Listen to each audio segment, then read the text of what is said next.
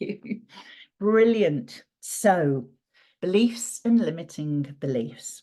Now, when I teach, I use a format that I was taught on my NLP trainers training, which consists of, and some of you are probably familiar with it, the why, the what, the how, and the what if.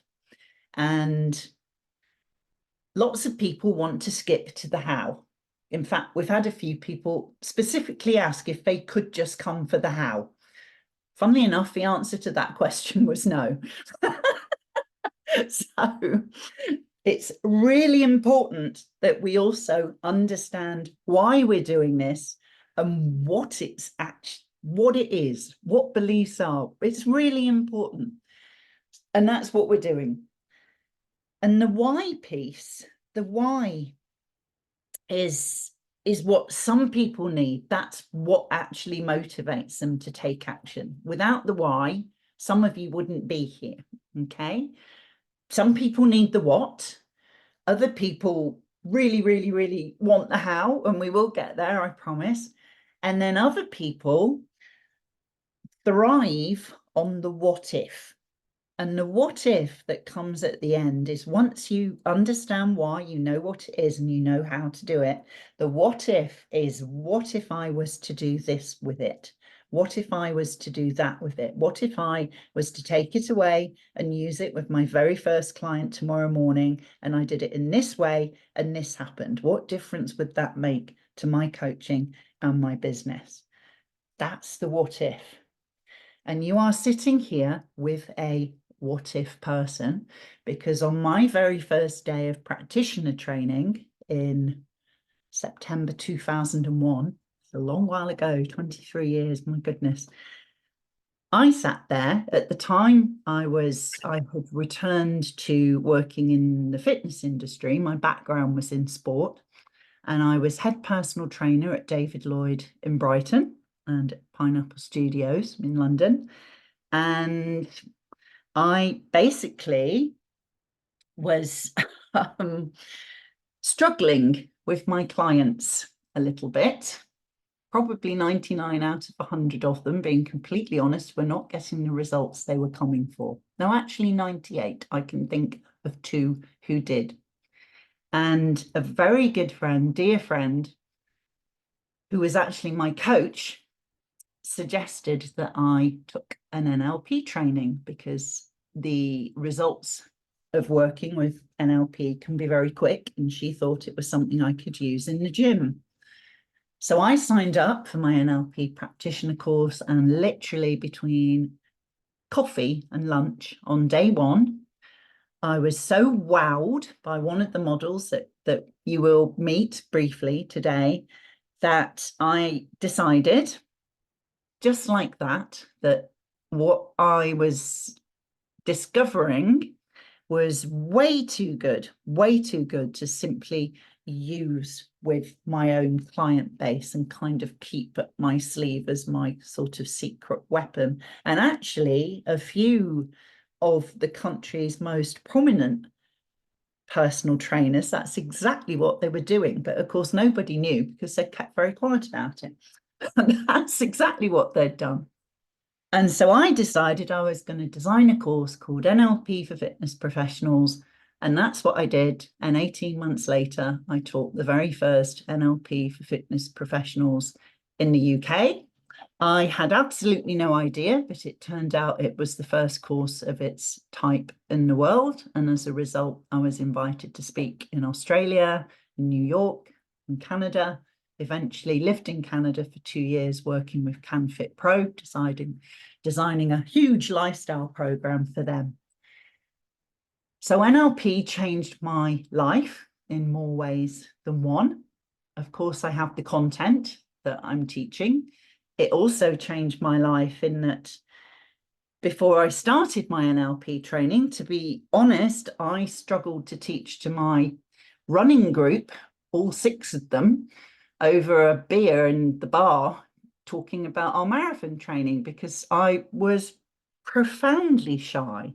I still am, but I have now a toolkit which I can use not only with my clients, But automatically with myself, I have something called trainer state, and I'm in trainer state every time I show up to teach. And that is because of what I learned. So NLP is first and foremost a tool for personal development. And I know that we are all here to learn skills to take away and use with our clients. And it's very hard to experience NLP and for it not to impact you personally. Okay, because we all take things personally. So when you're hearing this content, you can't help but apply it to yourself, because that's how we learn anyway. So that's a little bit of my story. Beliefs and limiting beliefs. The big why. Why are we here? Well, I would say that those 98 out of 100 clients at that time who weren't getting the results that they wanted, because at that time, I only knew how to provide them with an environment and tell them what to do and what not to do. And I could teach them how to use the weight machines and stuff. What I didn't know before I met NLP was how to help them work with their beliefs and values and their identity, and actually a level beyond that, beyond identity. I didn't know any of that. And that was why what I was doing and what my clients needed was kind of doing this. Now, I assumed when I started working with coaches in, it was around 2014, 10 years ago, that the coaches who I was training would actually know more about values and beliefs and everything above that point. But actually, coaches were more able and are more able to have a conversation around those things. We have the language, but actually what I have discovered is that very basic coach training is kind of woefully inadequate when it actually comes to giving you the skills, the how to actually work with your clients' limiting beliefs. So we can have a conversation about it. Everybody talks about limiting beliefs. And then what? So that's the big why. And there's a bigger picture to that as well, of course, because if your clients are coming to you and they're not getting what they came for, or they're not getting it quickly enough, what does that mean for you and for your business? Well, kind of doesn't feel great. And the impact that that has is you probably won't retain those clients. And client retention in business is huge. Not enough people are talking about that. You probably won't get many referrals because they're not going to go off and tell their friends. And so it's so important that you can actually help your clients get what they came for. And when clients are stuck, and most of them come to you because they are stuck in some way. We have lots of different ways of describing that. They're getting in their own way, they're procrastinating. More often than not, it's because there are limiting beliefs that are driving that behavior. And so you absolutely need this skill set, because if you don't have it, and your clients aren't getting what they want, that impacts your confidence. And then where does it go from there? Okay, no, I know. So that's it, really. That is the big why. There's this, we need to help our clients, because that is what I haven't yet met a coach when I've asked them why they are a coach who hasn't told me it's because they want to help people. That is an absolute universal. And we all want to be able to help people to the very best of our ability. And when our clients are stuck, you absolutely better have something magical in your toolbox that you can pull out to use with them. And that can be one of many things. NLP is only one of those things, but you better have it. Okay? So that is our big, big, big why. And it is a big why. But let's have a look at our what. That one. And where are we? I think I set it up. Yeah. So here's the workbook. We've run the big why. It's all in there too, or at least parts of it are. But we are going to talk about the what. Now then, here's the model which I met on the first morning of my NLP practitioner course that basically changed my life, just like that. Because this is the model when I'd like to say the light bulb went off, but actually it was more like an entire fairground lighting up and starting and carousels going round. It would look. This is the model that helped me make sense of why my clients weren't getting the results that they wanted. This is the model that made it so clear to me that all I was doing was helping them with their behavior, and there was all this other stuff going on. So on our program, I actually teach this model first, and that's partly because it's an amazing model, but it's mostly because it's my favorite models. We do it first. And it is designed by the absolutely incredible and amazing Mr. Robert Dilts. He's probably my favorite NLP, kind of one of the original NLP trainers, developers, originators, however we're going to describe them. Absolutely amazing and wonderful man, so much integrity.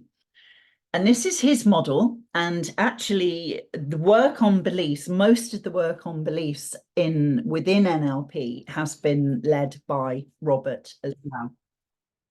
This is his wonderful model called neurological levels. It is neither neuro or logical necessarily, but we still call it that because that's what he called it. Neurological levels. And here we have a framework that from the very get-go allows us to pinpoint the type of limiting beliefs in terms of these levels that your client is what we call running. And we use the word running because they are running a program. That's the P in NLP, although I prefer to use the word patterns because I think programming can sound a little bit scary, but we're just literally thinking computer program here. So here we go. There's these 3 levels. The first level of capability, sometimes called skills, sometimes called possibility, is where we hear beliefs that sound like, I can't lose weight. It's the can't word there that tells us this is a limiting belief. This is what this person believes about what is possible for them. And in this context, losing weight, they can't do it. Okay. Now, this may or may not be the same person making this statement. In fact, this was, but it doesn't have to be. In this case, this person has what we called identified with this issue. And as a result, they have created a limiting belief, not only about what they are capable of in terms of their behavior and what they can and can't do, but they have created a belief about who they are in the same context of weight. And it makes me so very sad to say this. This is a real one. That's why it's in here. I am just a fat person and I'll never change. The I am tells us that that is identity. And there's another word in there to be on the lookout for, and we cover all of this on our checklist, and that is never, the never word. That's what we call a generalization, and those are tricky. Never, always, nothing, nobody, all of those. So that's I can't, I am. And then there's a level beyond identity, which is bigger than simply who we are. And the best example, perhaps not the right word, because that's not great, that situation there that you can see at the beyond identity level. It's an extremely good example of an identity level, a beyond identity level belief. And that was from a student on a training 20 years ago. The world is a cruel place and people are spiteful. Now that is two generalizations, humongous generalizations in there. The world, kind of huge, couldn't really get any bigger than that unless you went with universe. And people, so all of them, every one of the 8 billion, however many inhabitants. That particular student went out into the world every single day of her life thinking that. And we'll talk a little bit in a moment about the impact that that had, particularly on her ability to actually hold down a job. We'll talk about that. So this is your very, very first lesson, is to start thinking in terms of these levels, these very clear levels for these I can'ts, I ams, and then these huge, broad statements. Okay? Thinking about those. That's our very first job. And I think it's important to realize as well that actually, dialing it back,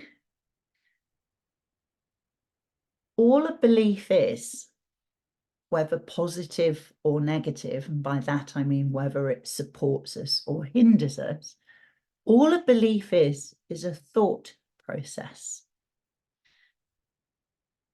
That's it. It's how we think.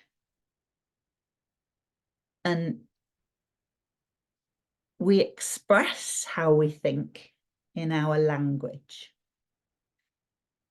So your very first job is to actually listen, because if you're not listening, and this aligns beautifully with the ICF core competency of active listening, of course, if you're not listening, you're not going to hear any of this, any of it.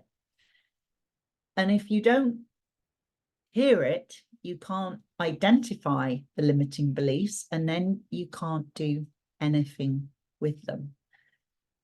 And when I mean listen, I do mean really listen, and start listening in terms of, is that capability? Is that identity? Is that beyond identity? That's how we have to start thinking. The N in NLP really stands for thinking, neuro, that's what it is. And the L, listen. The second L is language, because that's how we express our thoughts. And then the P, I've already mentioned programs and patterns. I think what I normally say is once is just once, twice might be a coincidence, 3 times is a pattern. And these structures that we hear in people's language are very much patterns. The I can't lose weight, the can't word, the I am, the broad sweeping statements. And I think let's have a little experiment here, because we're going to use this later on anyway. I'm just going to come off the share for a moment so I can see you all. What I would love you to do is to think about your most challenging client. So the client who has really challenged you the most, and pop in the chat a limiting belief that you have heard them say, or a limiting belief that pops up a lot in your work. Let's have a look at some of those that are coming up right now, because oh, we're back in Dorset there.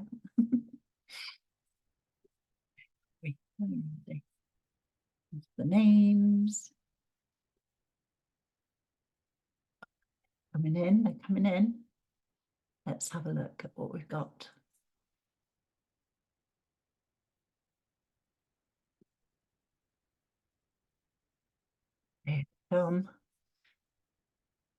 Because we've done this every day this week, and it's been absolutely fascinating, because you are, as we've already noted, all over the country, all over the world, in fact.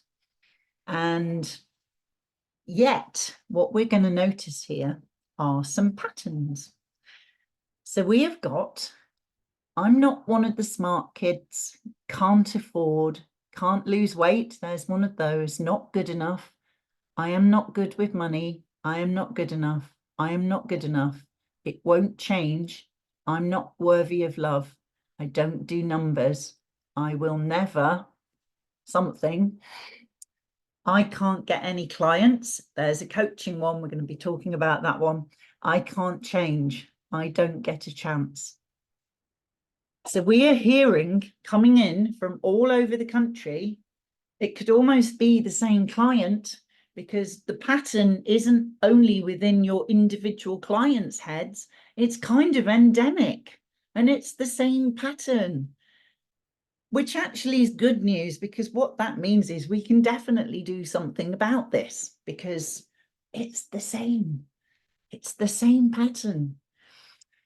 And there's so many little clues in there. And that's what I often say to my students is, as an NLP practitioner, you are a detective. You are listening for clues that tell you, here we have a limiting belief.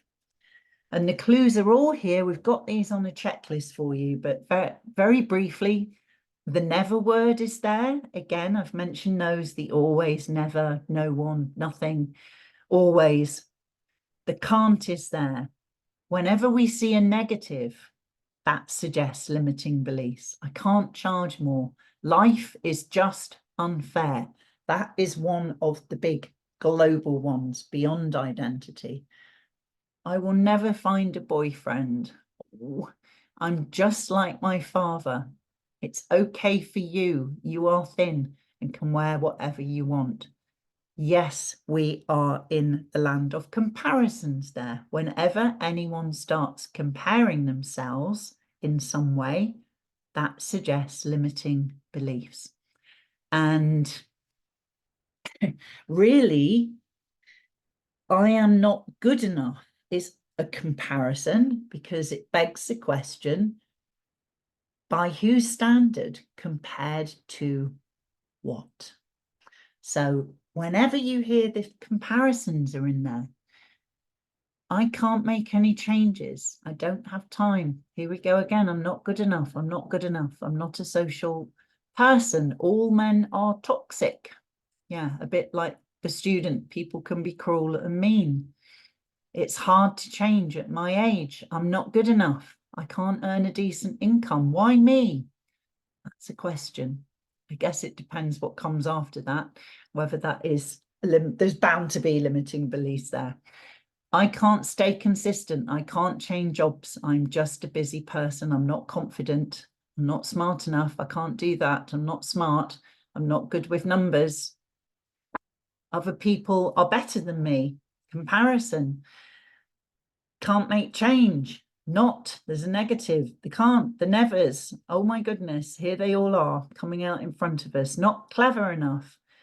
Can't change. I will never earn enough money. So these are most definitely patterns we will hear time and time again, not only from one client, probably from all of your clients. Is it, I think it's Brené Brown who says it's an endemic. I'm not good enough, it's endemic. I think she's right based on that evidence. Life is unfair. Yes, they're still coming in. That's again one of those big global ones.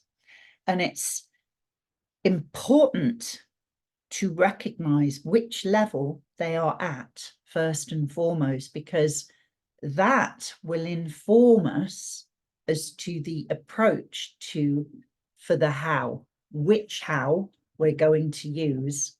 Okay, that is why it's so important you can begin to separate them out into the levels. Okay, so let's pop back to where we were and proceed.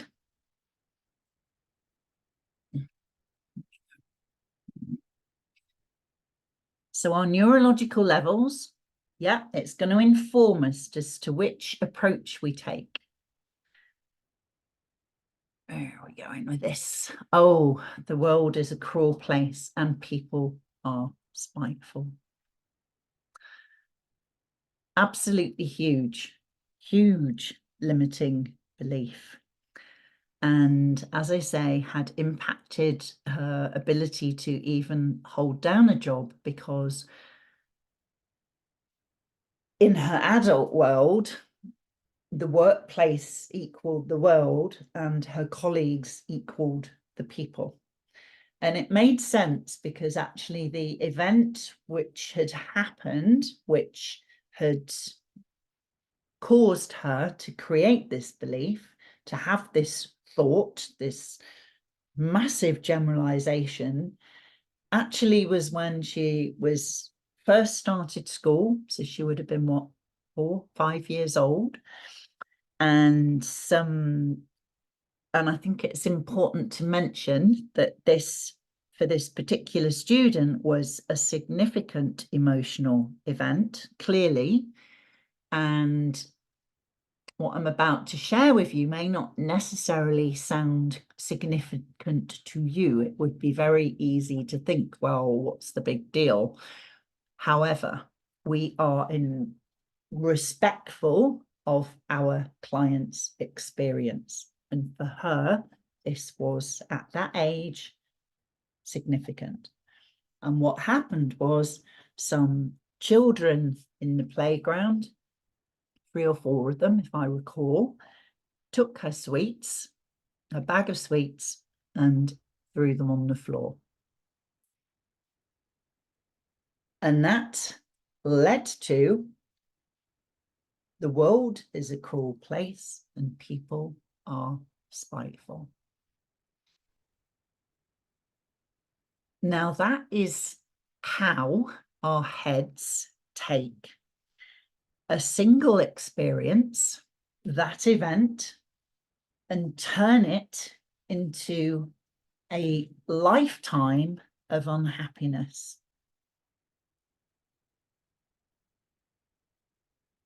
I'm not sure how else to put that. The first time I heard that sentence, it's how we take a single event and turn it into a lifetime of unhappiness. That is what we mean by the term generalization. And that really led, she ran her life from that place, from that belief. She went out into the world every day thinking that. And what happens when you do that? A quick drink of my coffee. Probably have water, but I think coffee's good. What happens? You see, our beliefs are our, remember this, sacred truth. They are our absolute sacred truth. And we will defend them. Okay? We will pretty much do anything to prove that we are right. And so what happens is two other things happen.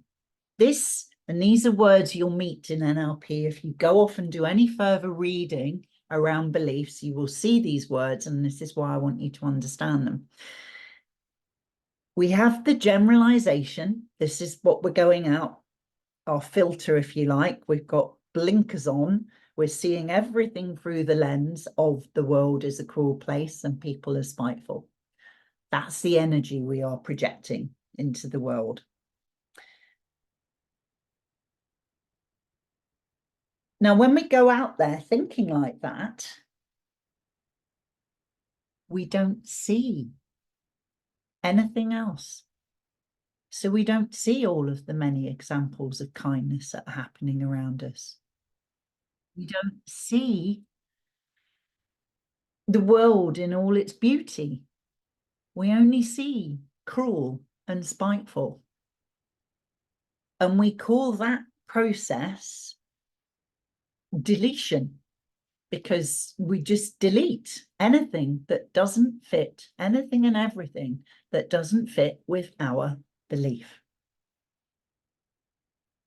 Because we're right. And the other thing that happens, and certainly this student was in this place, we not only delete stuff that would conflict with our view of the world, we actually begin to distort. So we see something and we'll twist it to fit with our belief and our version of reality. And that's called, in NLP speak, distortion. And when that really tips over, that becomes a mental health diagnosis of paranoia. And that is the structure that underlines that. It's when we're basically seeing things that aren't there. And I don't mean as in hallucinations, things that really aren't there. I mean, we see people being spiteful and we interpret it as spiteful when in fact, you and me listening to whatever that particular scenario was would kind of be like, really? Okay. Doesn't sound like it to me. And yet we still honor our client's experience, because in order to do any change work or coaching with somebody, we absolutely have to meet them where they are in their world. That's our job. We go and join them in their world and experience the world is a cruel place and people are spiteful with them. We're not standing on the other side of the car park going, oh, you over here. That's not how we do it. We actually go and meet them. That is so important, because it is only from that place that you can lead them, pace, lead them to a better place. And only if they've actually asked you to help them do that. So we only work with people with permission. Okay? So there's those big three words: generalization, deletion, and distortion. So there we go. some teaching on those different levels of beliefs. And then we've got this rather wonderful quote, which I'm sure you've seen versions of. I think that the original was Henry Ford. And it's whether you think you can or whether you think you can't, you are right. And I remember the first time I met that too, really thinking, oh yeah. Either way. And the interesting thing is that we actually have a choice. And that's the piece that your clients won't realize yet.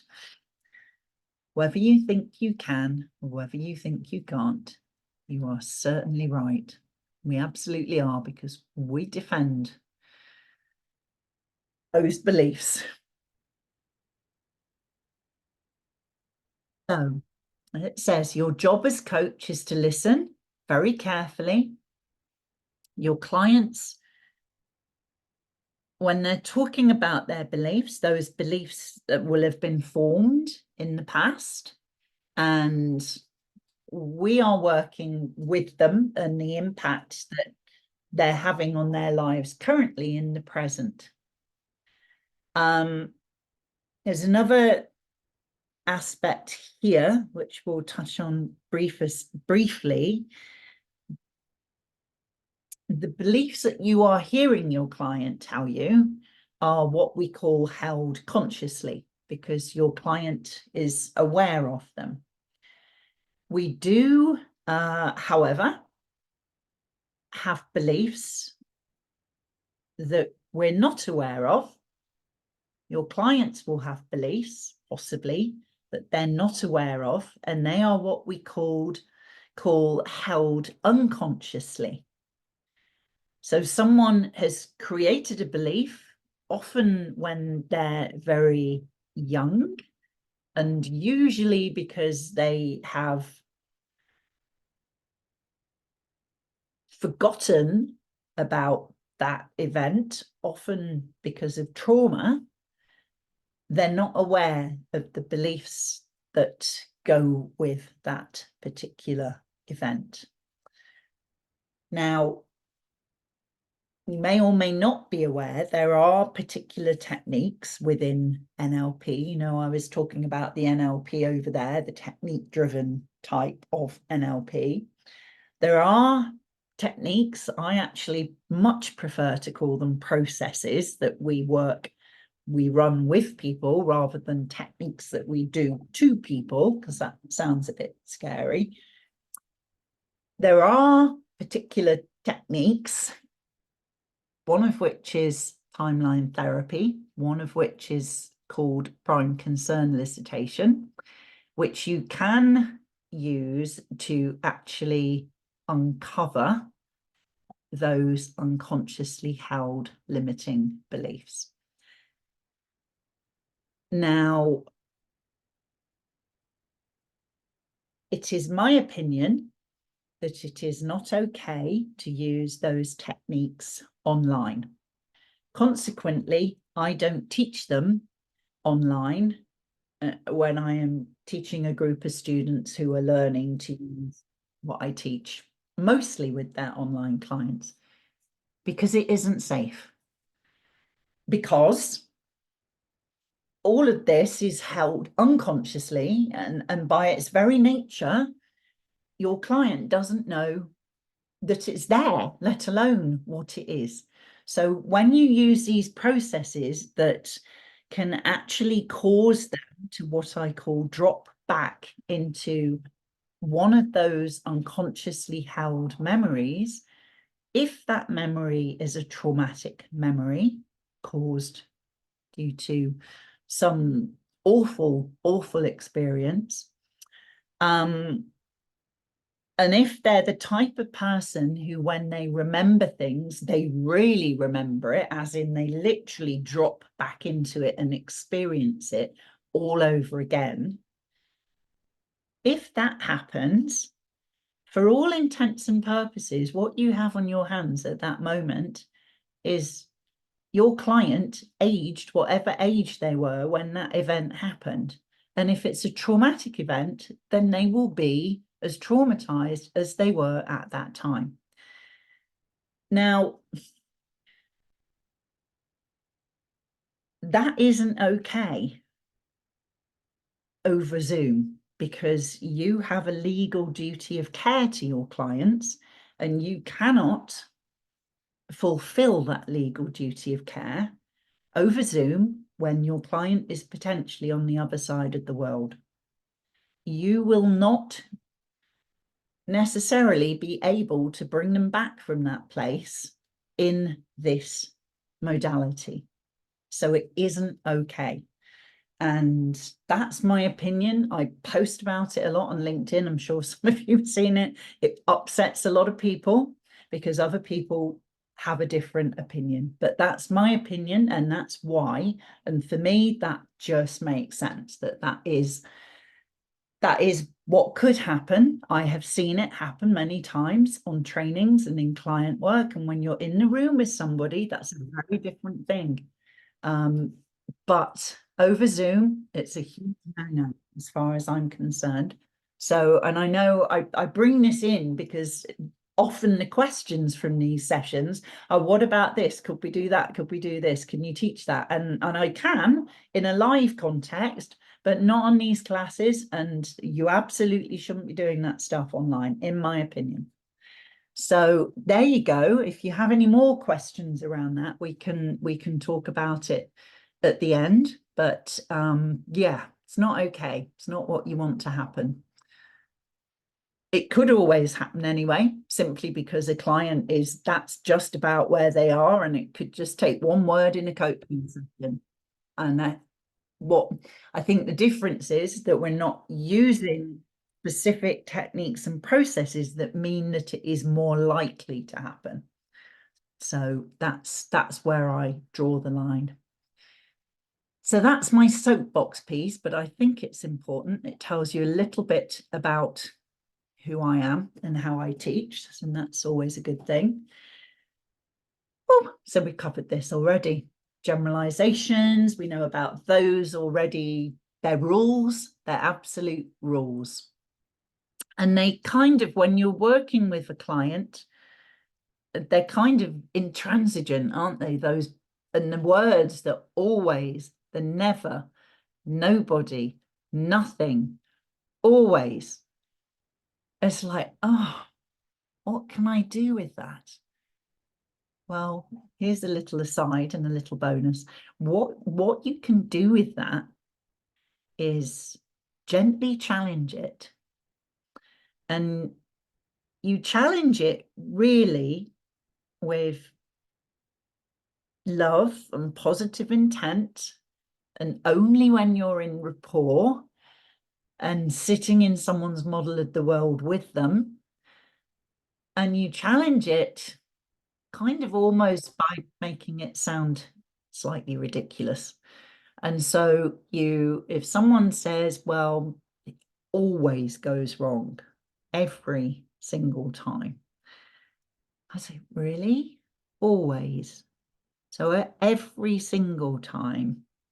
So nothing has ever gone right, really? Not once? And you just kind of gently, very gently, until something kind of happens in their head and they go, well, okay, well, there was that one project that, yeah, actually I did get that done and it went quite well. So, oh, okay. So it's not really every time then, is it? And that's how you do it, very gently with those big words. And that is just one little piece of another huge NLP model called meta model. And that whole model was based on the work of Virginia Satir, who was a very prominent family therapist around the time that Bandler and Grinder, the original originators of NLP, were working. And they developed this model based on her work. And And that's just one tiny little bit of it. And it is how to challenge those very intransigent words. And it is so effective. And it absolutely does have to be done with love and kindness, because otherwise it can come off as being a little bit smug and sarcastic and possibly even quite rude. So that one is to tread carefully with it. Oh, here we go. There's the actual story for you. Just, yeah, mind-boggling, really. Very sad. So on that note, and we're going to flip through these really quickly, let me check in with Zinat first and foremost to see if we have any questions at all Got a from couple. you, or if we can take a couple. Yeah. Have any about the what? Can you hear me? Yes, I can hear you. Good. Sammy's saying, if the situation transpires, at what point do you or should you signpost to another services? So that's going back to the mental health side of things. Absolutely brilliant question, and as soon as you can. However, what you can't do is when your client is in that place, that distress place, even though ultimately this is going to be outside of your scope of practice and not a coaching thing, it is you who still has that legal duty of care in that moment to get them back to a safe place. You can't sit there and go, oh, this is out of my scope of practice, I'm out of here, because that's not okay. And I have actually known people do that, driven by panic, frankly, because they didn't know what to do. But it's your job to make sure they're okay. And if that is only making sure they are with another responsible adult so that you can pass on your legal duty of care to somebody else, then that is what you have to do. And that's why it's tricky online, because we have all become very complacent working online. I know when I first started working as a coach, we used to have people's physical address, so we knew where they were, and we used to have a next of kin and a contact number. So you could, if you had to, for that reason, actually contact somebody and say, this is what's happened, I need your assistance. I don't remember ever actually having to do that, but I remember very clearly having that information, and we don't tend to do that anymore. And I have been in at least one horrendous situation, which was not anything to do with NLP. It was absolute pure coaching that had been set up through one of these reciprocal organizations. And the lady was in Australia, and she was, I don't actually know what she was threatening to do, but it really scared me, and I do not scare easily. But ultimately what she was saying was she was going to walk out of the house and leave her two children aged 2 and 4 there. And it was in Australia, there was time zone issues. I was frantically texting the people who'd set this up, saying, what to do. I didn't know where she was. I don't know what the legal requirements are in Australia, who you call, what you do. It was horrendous. And it's really made me think at the time about how we set things up online. And that wasn't an NLP thing. That was just somebody who had somehow gotten themselves into that coaching circle, and they really ought not to have been there. It wasn't a coaching thing, but when you find yourself in that position, you have to do something with it. But it was, yeah, I don't scare easily. I've worked for many years with people with quite acute and severe mental health issues in psychiatric hospitals, and so I don't scare easily. But I was very frightened that day, very frightened for those children, and for her, but primarily for her children. It was awful. So it does happen. So I certainly don't teach anything that could mean it's more likely to happen. So in response to that question, do whatever you can during the session to make sure somebody is back in a safe space. And then when you are happy that they are okay and not at risk, and they sound like a coherent adult, the coherent adult who joined the call, then is the time to, if not have the conversation there and then, to arrange another time to have a conversation sort of the next day, ideally, where you then signpost them to another service. And you may well keep on coaching them as well, but you certainly need more support at that point. Does that make sense? Does that answer the question?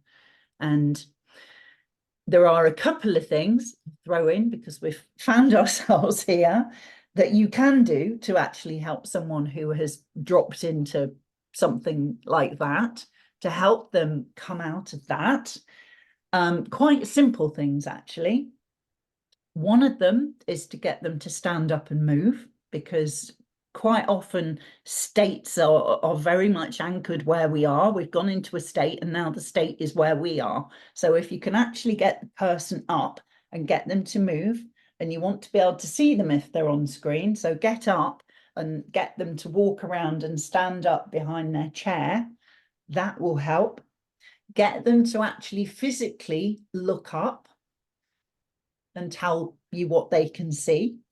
If they're by a window, like I am now, get them to look out the window and tell you what they can see. And ask them what they're hearing.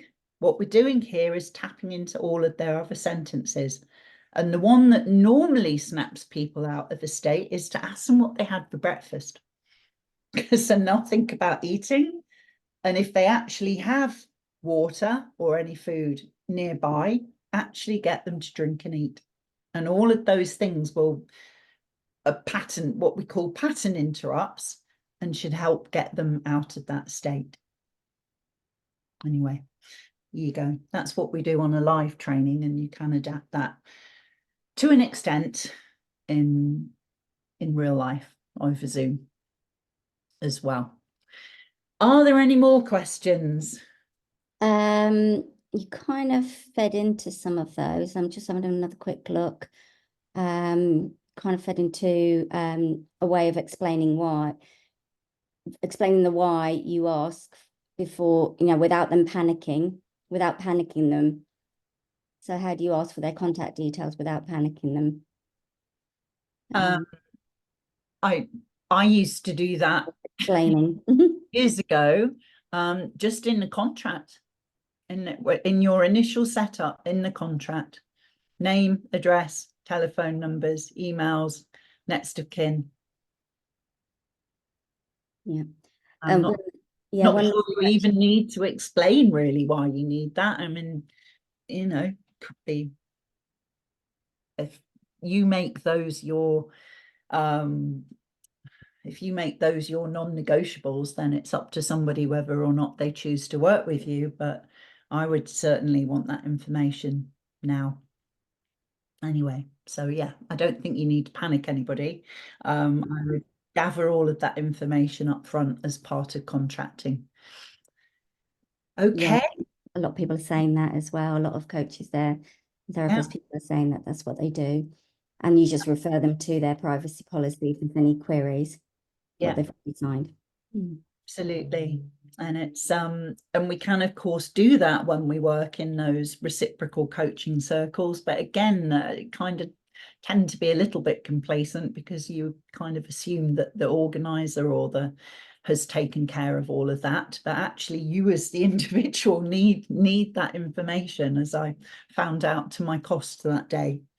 So yeah, there's a lot of people agreeing. I know, and that can be tough, because it is certainly outside of scope of practice of coaching and of regular NLP practice. Actually, there is a therapeutic application of NLP, and that really is where that sits. But so I think, to bottom line it, that is why I don't teach any of the techniques that basically mean that could more likely happen. Okay. So that's where I'm at with that one. So let's do, can we all shake that off? I think I should actually get everybody to get up at this point and walk around the chair. I know I'm going to. Shake it off. That's what we need to do. Yeah, there's a few people having a good old shake. Yeah, break state. Think about your breakfast or what you're having for lunch. That works too. So, okay, let's have a very quick look through these beliefs about coaching. It's far more light-hearted, I think. Let's have a look at these. I was told many years ago that I had to wear a suit if I was going to be a coach. And yeah, I had a bit of a problem with that, mainly because I didn't have a suit, to be honest. I didn't come from a corporate background. Anyway, I was told as well at one point that you can't coach wearing pajamas. This really is simply a little bit of light-hearted fun at this point. But I have actually proved that wrong. I have coached in my pajamas. Some of you may know I have a diagnosis of rheumatoid arthritis. So some of the time, actually getting up is not easy. And I have definitely coached wearing pajamas. Might not be as easy to do if you're going out into the world and into corporate, and the point I'm going to be making here, and this is for you to really hold on to, is that our beliefs are our sacred truth. We will defend them. We will delete and distort until the cows come home to absolutely make sure that we're right. And the key point about beliefs, though, is that they're not necessarily true. That's the key piece. And actually, that's the good news, because when it comes to limiting beliefs, knowing that they're not necessarily true gives us hope, and it means there is the possibility for change. So hold on to that, our sacred truth, and we're just going to dash through these. These are beliefs. I've been doing this now, as I've mentioned several times, for 23 years, and these are all beliefs that I have heard at one point or another. These are the big ones, big identity level beliefs related to coaching. The International Coaching Federation is the best coaching organisation. The EMCC Global is the best coaching organisation. The Association for Coaching is the best coaching organisation. Ah, well, the person who made those statements believed what they were saying to be true. It was true for them. It was their truth. What we have there are three sacred truths, which are completely different. Can they all be true? Or is one of them right? Well, that's a whole other discussion, of course. And it's to make the point that for the person making the statement, that is what they believe to be true. And here's some more conflicting ones. Sorry, lovely. You're not sharing the screen. People are asking. Oh, sorry. I thought I was. Sorry. I'm sorry. I've flipped back to there. Here we go. Hopefully you could all hear me. There we go. No. There they are. So there they are, those three. Like, oh, okay. Can they all be right? Don't know. Maybe. They thought they were right. So there we have the benefits of coaching are transformational and life coaching. I would hope that with 100 of you here today that you all believe that one, probably. And then I've also heard coaching doesn't work. We've probably all heard that. Well, which one's right? The person making those statements thought that they were right. That's what they believed, their sacred truth. Coaching is better than therapy. Not surprisingly, a coach said that. Therapy is better than coaching. Yeah, guess that one was a therapist. And then we hear all of these as well within the profession. I am too old to be a coach. I'm not old enough. I don't have enough experience. I can't coach clients who are older than me. I can't coach clients who are younger than me. Look at all those can'ts. I think they belong on the next page, really, but never mind. I can coach anybody. I can't coach clients until I've finished my training. I've heard that one. Oh, now here we go. We've got an equal sign here. I need to explain this one to you a little bit. I am struggling to find clients equals I am not good enough at coaching. Okay, what that one's called, and it's on our checklist as a particular structure of limiting belief, that one is called a complex equivalence. And what has happened there is this particular coach is dealing with this situation where they are struggling to find clients. And we kind of have to explain things.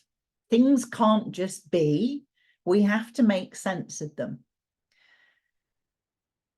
And what's happened here is this particular coach has attached a meaning to this scenario, this situation, which may or may not be accurate.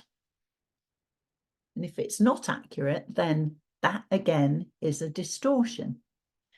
And the meaning that she attached to it was, I am not good enough at coaching. Now, that could be true. In this particular case, it certainly wasn't true. She was an absolutely brilliant coach. What she wasn't very good at, I was rather uncharitable yesterday, said her marketing sucked. But you get my point. It was her marketing that was the issue, not her coaching. And that the difficulty is there that once that equals is there, those two things are equal. I'm struggling to find clients. I'm not good enough at coaching. And when you're working with someone who has these complex equivalences, we have to challenge that equals sign. You have to go right in there for the equals. And the way that we do that, there is a very specific question, because we know that the equal sign means. So we have to ask, what else could that mean?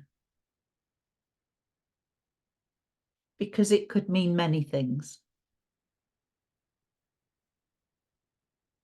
What it actually meant was she didn't know what she didn't know. And that's often the biggest challenge we face. And she didn't know how to market herself effectively, because as is the case with many coaches, she'd never been taught how to do that. And she'd made an assumption, put this equal sign in, that was inaccurate and not true and distorted. Okay. And this happens a lot, really a lot. Another common example is children who feel they've been let down in some way. It's often the school play or school sports day, some such thing. A promise has been, as far as they're concerned, has been broken. So mum and dad said they would come and watch the school play. Mum and dad didn't turn up for the school play. Okay.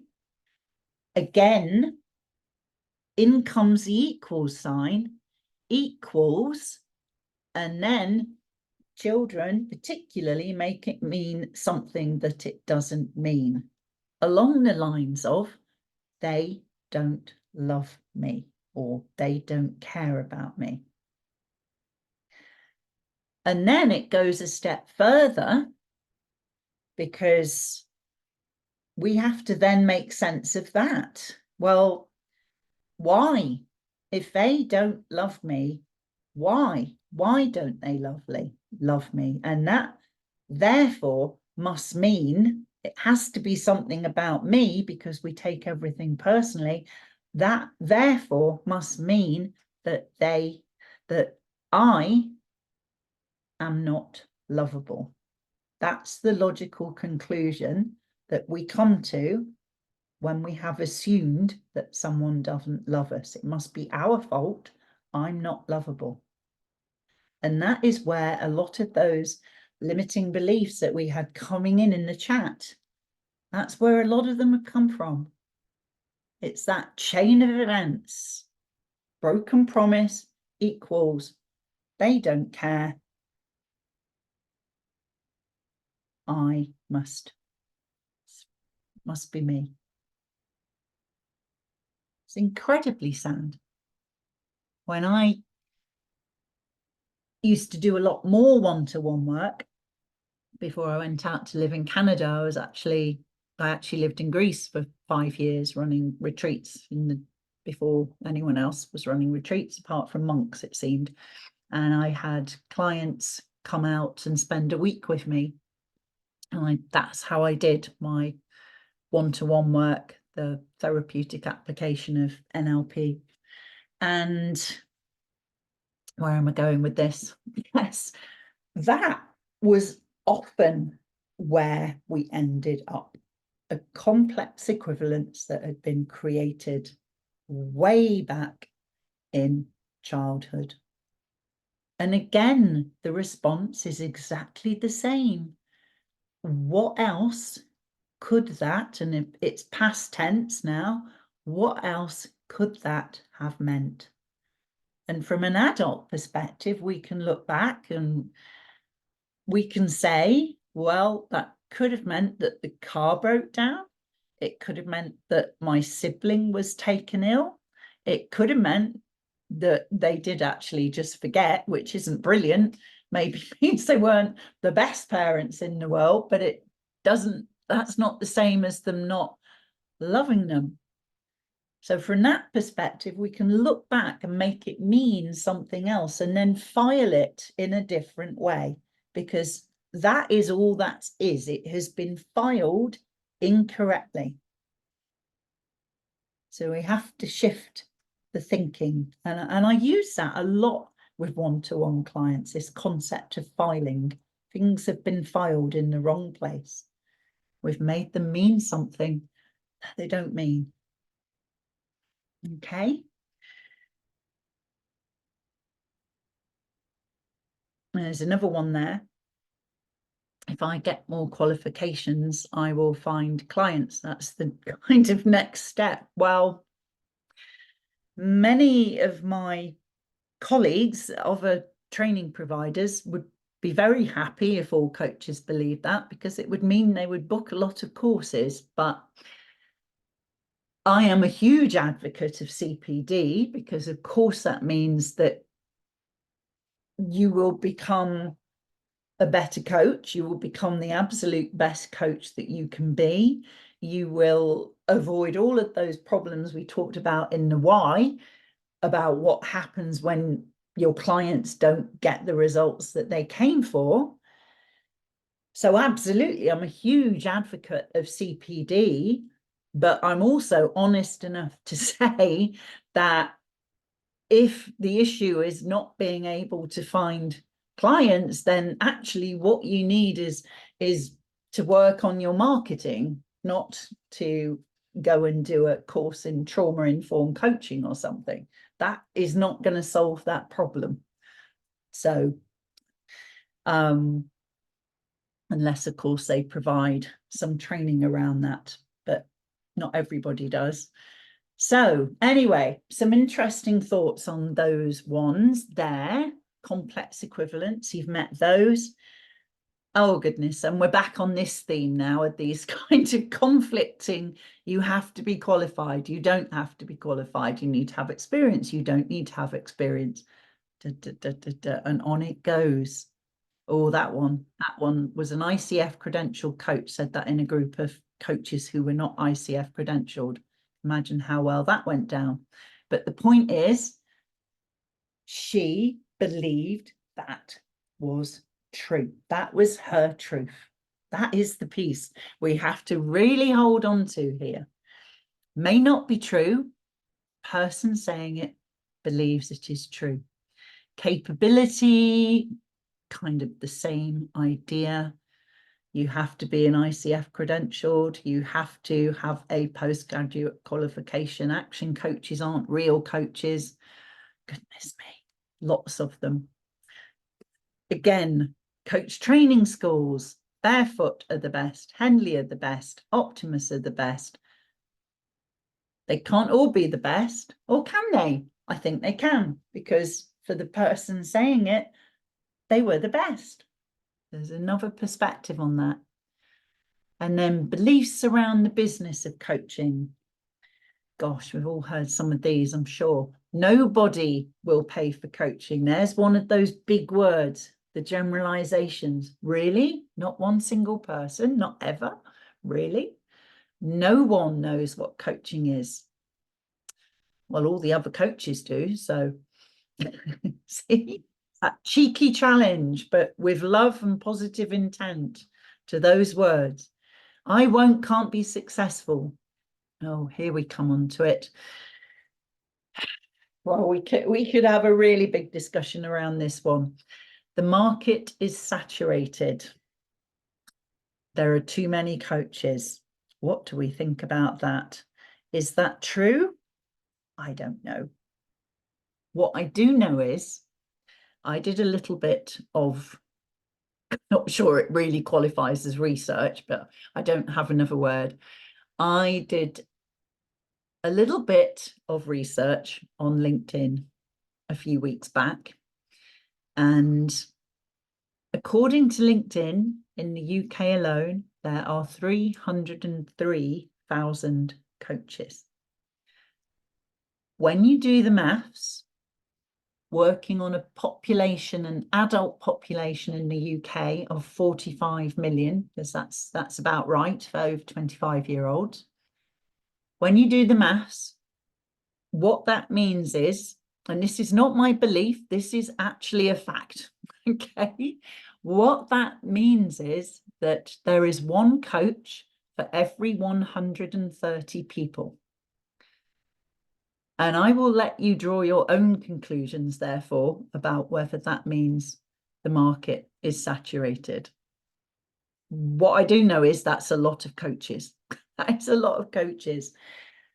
And that does present an issue, doesn't it?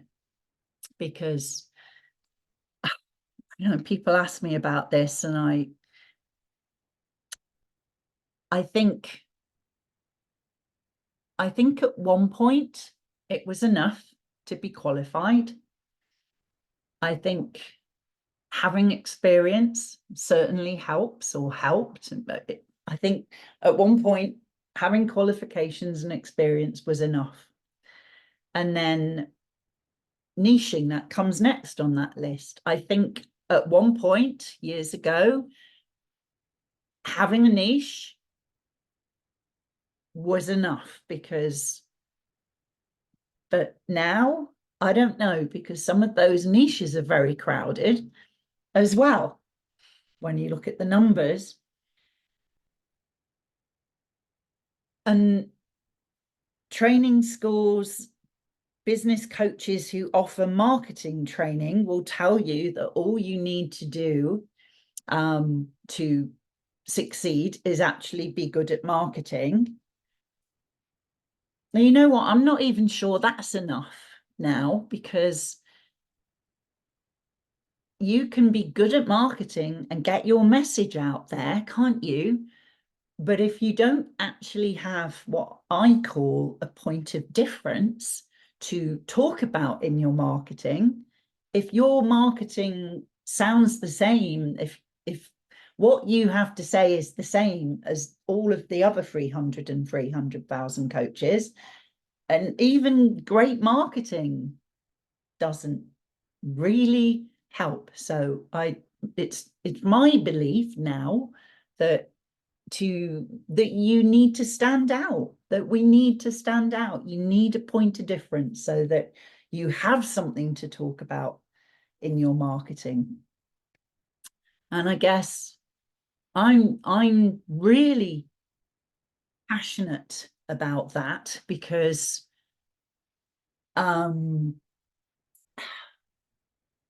all coaches want to be better coaches. And there is that bigger picture of succeeding as a coach, of having a thriving and profitable coaching business. And for me, that point of difference was NLP. It was NLP, because I can remember going to fitness conventions in 1 year, I think it would have been 2002, and I was one personal trainer in a huge convention of 3,000, and there was absolutely nothing about me that was any different to anybody else. And I can remember feeling frustrated because I was older at that point. I was late 30s, so older than a lot of the people there. And I wanted to be on the stage because the presenters on the stage were my peers, and yet I didn't have a thing. I really didn't have a thing to present or teach. Not a thing. You know, no rebounders, jive bunny, all those things, that yoga balls. No, I didn't have a thing. And what I didn't know was that my life was literally about to change, because this was just before that very good friend said, why don't you go and do an NLP course, Pam? And then, of course, that's what I did. And I sat there with my what if brain thinking, what if I did this? And designed that course, and literally my life changed. And that has been my point of difference as a trainer, and then subsequently as a coach. And it's what made the difference to me as well, personally, in terms of kind of my own growth and development, and being able to work with large groups, even though I was very, very shy, still am. So I feel really passionately, obviously, about NLP and the difference that can make for coaches, both in terms of your coaching skills, your personal development, and your business skills, and how that can help you stand out in that very, very big, crowded, not necessarily saturated, but huge market. So that's, I think, yeah, that's what I have to say about that. I think a point of difference is very useful. Oh, there's some more about coaching practice here. Look at that lot. Coaches shouldn't ever give advice. You can't be a coach and mentor. You can't coach on the phone or Zoom, and yet here we all are. That one's from a few years back, I think. Coaching sessions have to be an hour long, coaching 10 minutes. Coaches have to wear suits. No, you absolutely can coach when you're wearing your pajamas, I promise you, if that's what you want to do. I do actually have very nice pajamas though, so. So the point there, the point to take away from that is absolutely that what the person believes is for them their truth. Okay? And that brings us on to some interesting ideas I want to share with you. This one, stories and lies. This came about a few years ago, I wrote a post on LinkedIn because I was becoming increasingly concerned about the number of posts I was seeing and coaches I was talking to who were using this approach when they encountered a limiting belief, when their client had a limiting belief. Their approach was to say, that is just a story that you're telling yourself. A few of them I even saw were saying, you're lying to yourself. Now, I don't doubt for 1 minute that this was well intended, and it's not, what I'm saying is not intended as criticism in any way. It's kind of food for thought if this is approach you have used or are still using. Because my issue with that is,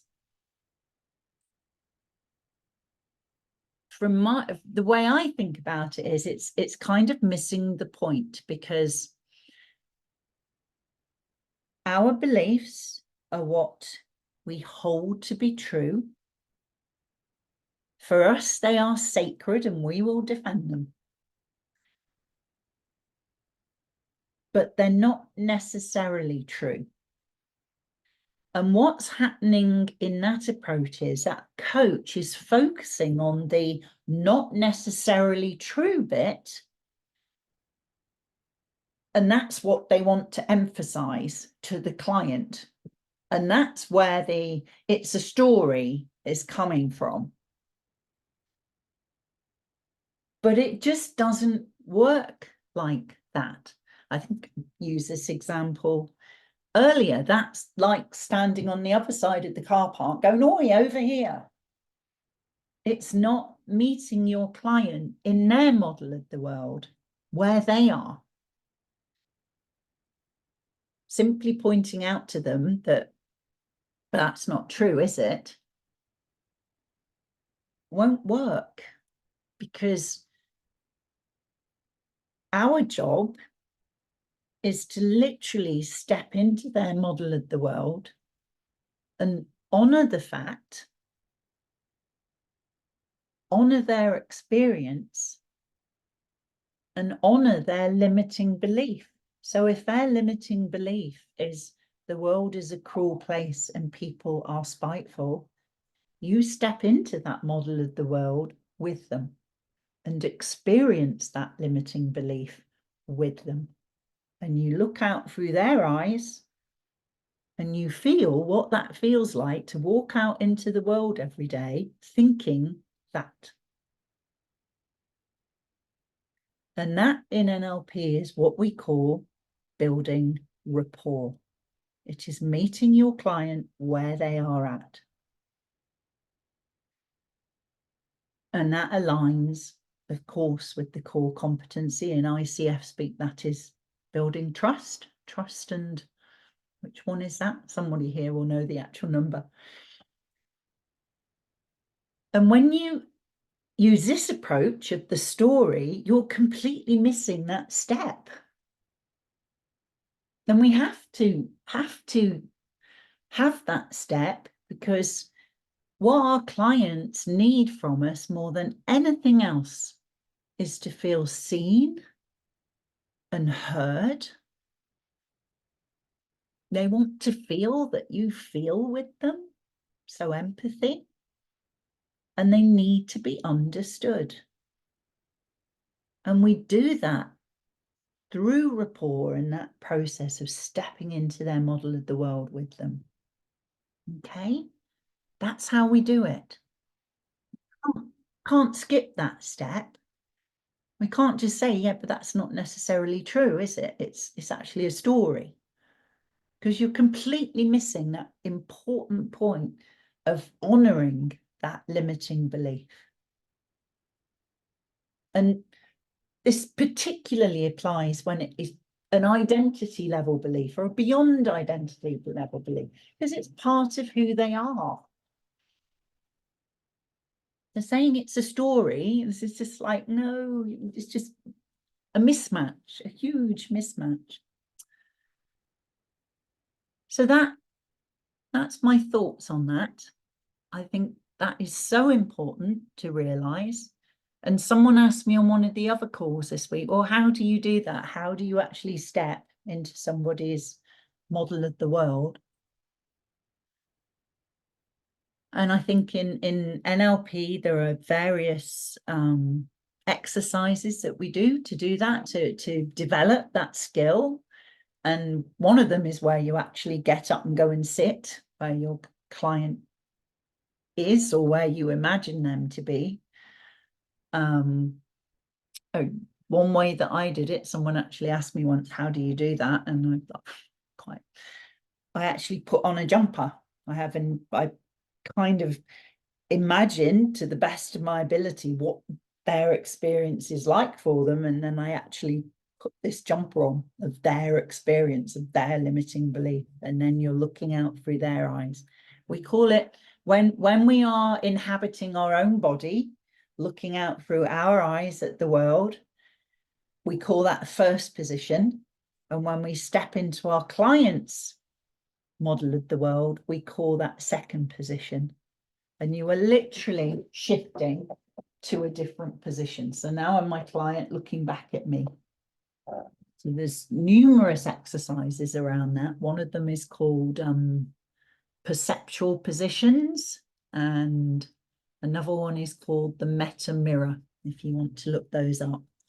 But it's all about rapport building, because this very simple definition of rapport and how you do that is to make yourself like someone else, to make yourself like them.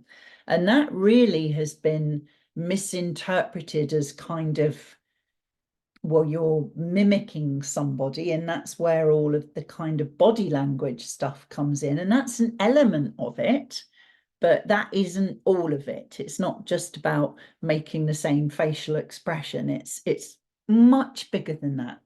It's actually stepping in to their model of the world, walking in their shoes, all of those quotes, being there in their world, looking out through their eyes.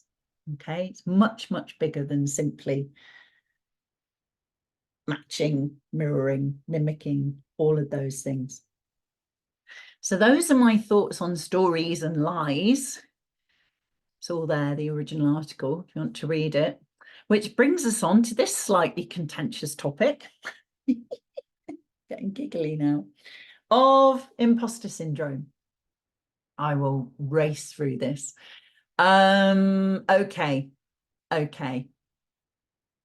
Again, the LinkedIn post I wrote a few years ago went really bonkers, because I think the tagline I put on it was 99.9% of people who think they have imposter syndrome probably don't. And here's my thinking behind that. I absolutely acknowledge that imposter syndrome exists. It is an issue. It is, in fact, probably should be listed in the DSM as a clinical diagnosis for those few people who actually exhibit the cluster of limiting beliefs that were actually listed in the original research. And I believe there were 7 or 8 of them. One of them was, I am not good enough, of course.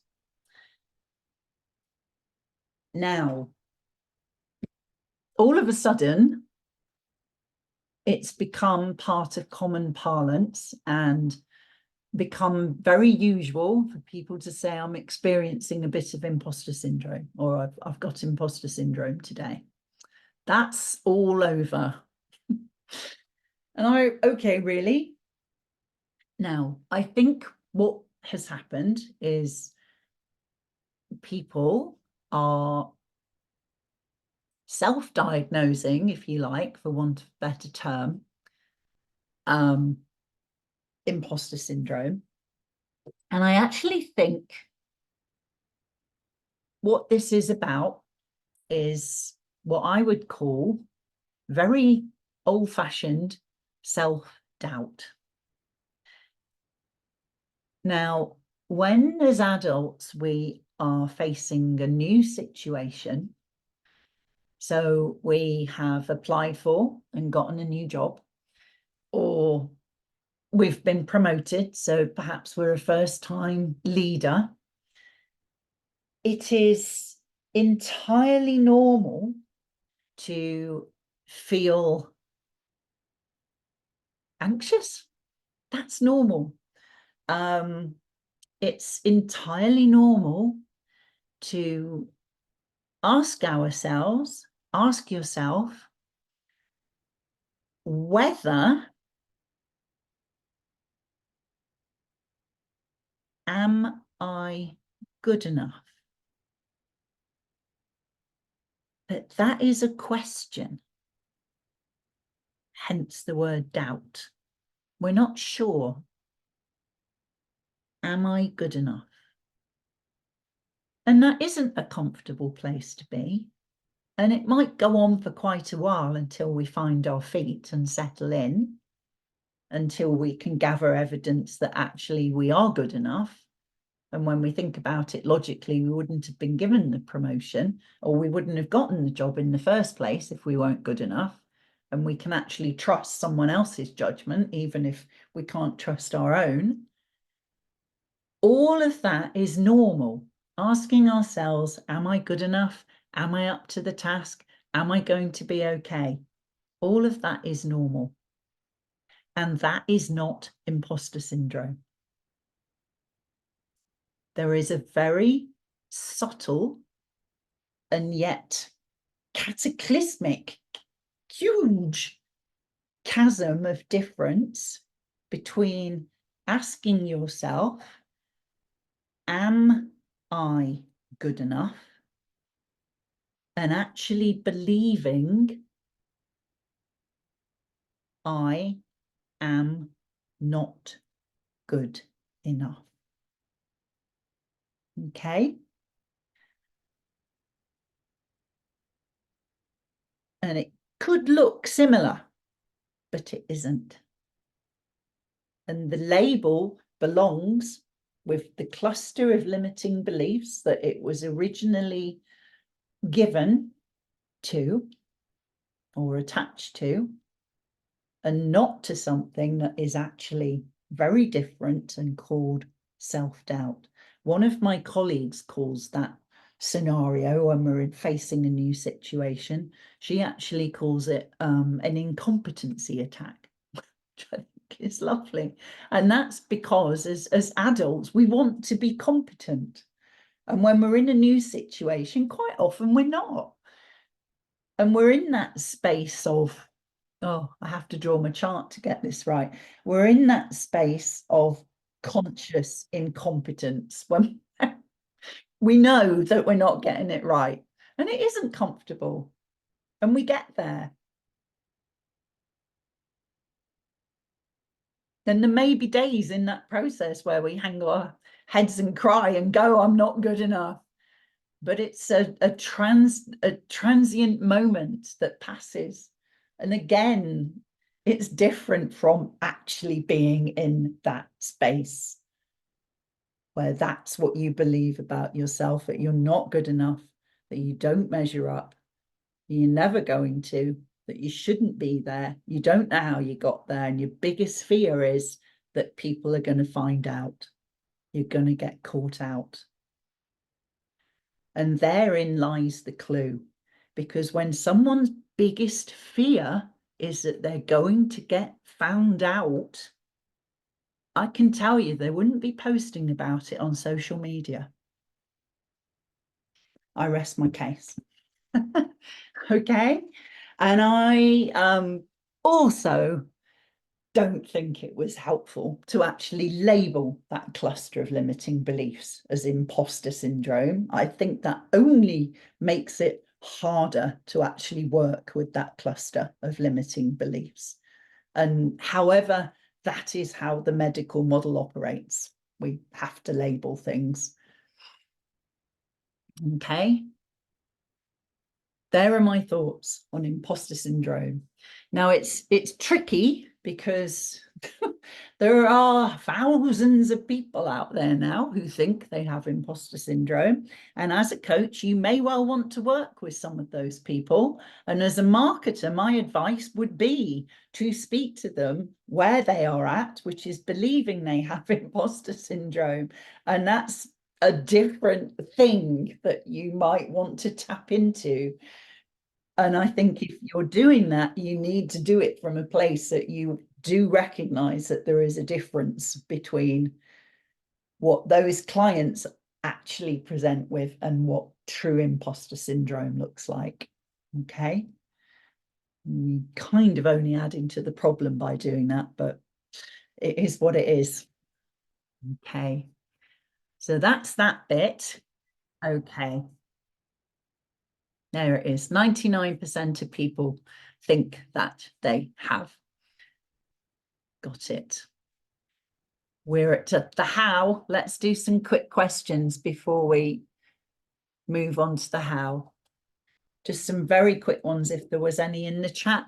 Zena, have you captured that I need to? Okay, quick next? ones.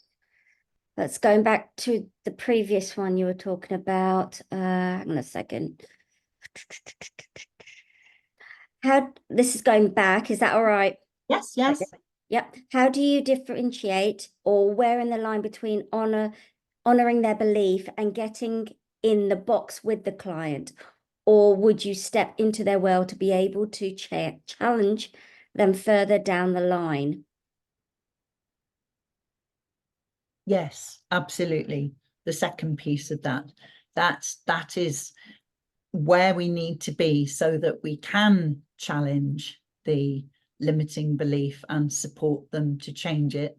We have to absolutely first and foremost be in there experiencing it with them. And then from that place, we can, in NLP speak, in rapport building speak, what we call pace, lead, and that you can bring somebody from that place forwards. It's a little bit like, it's handy that I was a personal trainer once.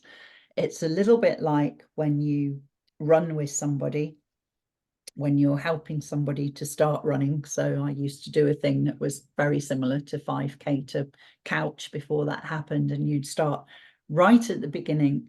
Well, as a personal trainer, I could run a lot more quickly than most of my beginner clients could, but it wouldn't have been very nice, would it, if I kind of ran off without them? That wouldn't be helpful. So you run at your client's pace, you get alongside them, you run at their pace. And then the most interesting thing was when they were a little bit fitter and they could run a bit of distance. So let's say that we were running at a kind of not much faster than walking pace, maybe 12-minute miling, 10-minute miling. What you could do as their trainer was very slowly build up your pace to a kind of quicker 9-minute mile, 8-minute mile, and they would come with you, even though actually their fitness level was not really at that level yet, just for, kind of couple of 100 yards. And they would come with you, and then you'd have to ease back. But that is exactly what rapport building should look like. That pace, lead. And if when you lead, they don't come with you, then you know that you haven't actually built that rapport yet, and that you have more work to do. Because when you're in that rapport, they will follow. Okay, does that help? Going back to that one. Zena, what else have we got? Can you speak about the ways to move from the identity conscious to the unconscious limiting beliefs for clients, please? I think we're coming on to that in the how. Yep. Most of my statements. Nope, that's about it in terms of questions. Lots of lovely statements and things to read later. Oh, lovely. Yeah, Wish I lots had of time great to stop and read stuff them in the all now. chat. think these sessions are going to end up being about 6 hours at some point, but anyway, okay, all right, let's keep going, shall we? Stretch, let's have a stretch, drink. Can we have a few minutes break, because I'm just dying here, and some others too. Very, very quick. Go on, 2 minutes, literally, and then I'll need to keep going because we just won't get through it if we don't. But yes, if you need a comfort break, then go do that now. Better to do that now than at the beginning of the breakout rooms, because that causes all sorts of chaos. It really does. Go for I'm it. so sorry, but I'll need to leave at 10:30 because I've got a meeting scheduled in. I'm absolutely gutted because it's my first experience of this, and it has been, honestly, I don't even have the words for it. It's amazing. You are amazing, and I've just taken away so much. And if it wasn't for this meeting, I would never have left. I'm actually very excited for the next one. It's just been amazing. Oh, thank you so much. I could do this so I can see. Hina, thank you. Love You're more you. than welcome. There will be a recording going out later today, so you'll be able to Oh, catch up brilliant. on the last piece. So Brilliant, because I've been making loads of notes. So I was like, I love the workbook. I'm a big one for making notes. And I thought I won't be able to make notes. So I'm really, really glad the recording will be going out. Thank you yeah, very much. that's a pleasure. Oh, thank you. That's very sweet. That's lovely feedback. You're Thank welcome. you. It means the world. You're Thank welcome. you. Oh, okay. Some empty rooms still there. Yeah. Having a look at where we're at. Maybe Okay. Yeah. All right. Let me get to where we need to be next, if I can. The whole Zoom control. Here we go. So this one. Where are we going next? Into the how. Da, da, da. Oh, we're on the checklist. Excellent.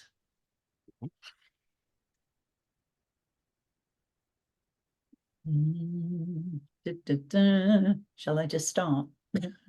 Give it another minute. And Another then minute. Okay. 10 o'clock on the dot. 10 o'clock. Yes. Oh, there we go. It's 10 o'clock. Maybe 1 minute past then. Okay. Race through this one. Literally race through it. What I really love about this, though, is when we get to this, I've already covered it all in the pre-teach somewhere along the way, usually. So, No, shall I stop the recording? no, it's okay. Okay. Right. Okay. I am starting. We need to start, or we won't get there. So let's move on. What we have here is a very handy checklist which summarizes the different categories of limiting beliefs, or at least areas which I would say are kind of clues indicative that there may well be limiting beliefs in the vicinity, if that makes sense. So this is what we're looking out for. It's what we're listening for. It's what we're kind of feeling that's going on with our clients. It goes limiting beliefs, and some of them are more obvious and specific than others. Okay, but this is a checklist. There's 10 of these. And the very first one is anything you can't feel. So that means anything that you can't feel as the coach. And you then need to think, okay, limiting beliefs. Now, what this means, as everyone always says, well, what does that mean? Anything you can't feel. So we've talked already about stepping into our client's model of the world, because that is where we feel from.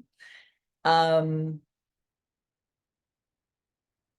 thinking of another belief that a student shared once, which was, it still hurts my head actually to even say it. It was, I've seen it, what it was. The real world doesn't allow you to have your own beliefs and values.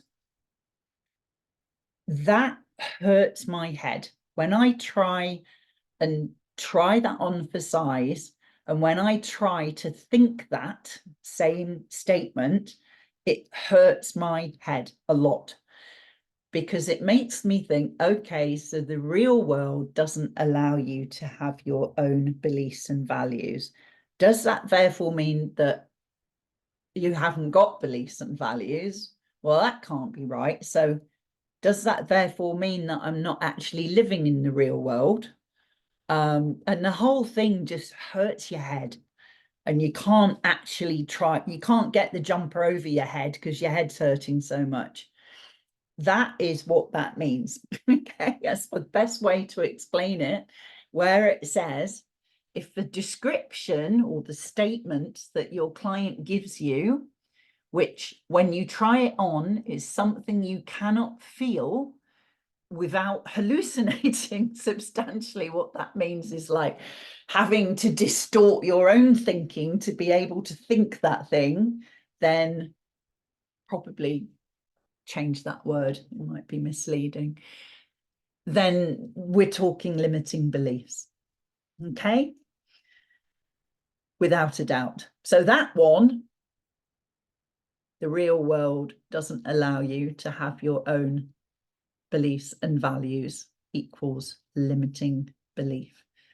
The previous one we've talked about, the world is a cruel place and people are spiteful. I can try that one on, but it really isn't a nice way to feel. And so again, it's kind of like, oh, but it's that process of trying the belief on for size that you need to do here. Complex equivalences, we've already talked about those. They're the ones with the equals sign in. If you remember the example of I'm struggling to find clients equals no good at coaching, whatever that variation was. This is exactly the same. It would have helped if I put an equals sign in. I must change that. Here we've got two statements, I am evil or I am stupid. You could have any of those. I am not good enough. The equals sits in between the I am and the rest of the statement. It is also a complex equivalence. And in that case, we've taken I and we've made me mean something else, not good enough, which may or may not be accurate. So even the I am statements are complex equivalences. And you can treat them in exactly the same way. Remember before we said, what else could that mean? In this case, the question would be, and what else are you? Because if someone is in that tunnel vision of I am not good enough, and it's that intransigent, limiting belief, when you ask that question, and what else are you? And they begin to think about the other things that they are, that's when you begin to unpack that and lessen. We're not changing it yet, but you will lessen its impact and how it is driving behavior and therefore results by reminding them, what else are you? Well, I'm actually a really good friend to people. I am kind. I'm a good mum. There's all these other things that we are. And that's helpful to open it up. Possibility. Those are the cans and can'ts. Whether you believe you can, whether you believe you can't, you are right. We heard all of those coming in the chat, didn't we, earlier? From all around the world. I don't deserve success. Whenever we hear a negation in a sentence, that suggests limiting beliefs. That one is very clear. I don't deserve success. Well, that's limiting. Whenever we hear the necessity words, often called modal operators of necessity, I've shortened it to necessity there, have to, need to, ought to, should, must, all of those, because whenever a client is talking using that language, those patterns of language, that suggests that they don't have a choice. If I have to, I'm not choosing. If I need to do it, I'm not choosing. And that again suggests that there are limiting beliefs around. The comparative deletions, we've mentioned those whenever a client is comparing themselves to somebody. He is better than me. I am not good enough. I am not as good as them, etc., etc. Again, that says limiting beliefs. Dissociated language. What that is when someone, it's a very subtle shift, but when a client shifts from talking in the first person to the third person or to some other variation on that. And what that sounds like is, listen very carefully. I went out this morning. I walked down the high street. I went to M&S. I went in to get my shopping. I heard some shouting. I looked over. I could see an angry looking man. I could hear him shouting at the cashier. He didn't have any money. She was saying he couldn't have his shopping.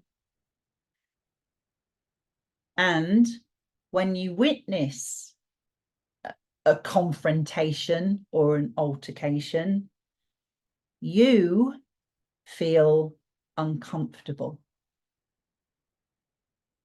So each of those sentences began with I, and then I switched to you. And I switched to you at the point that it became about discomfort. It was uncomfortable.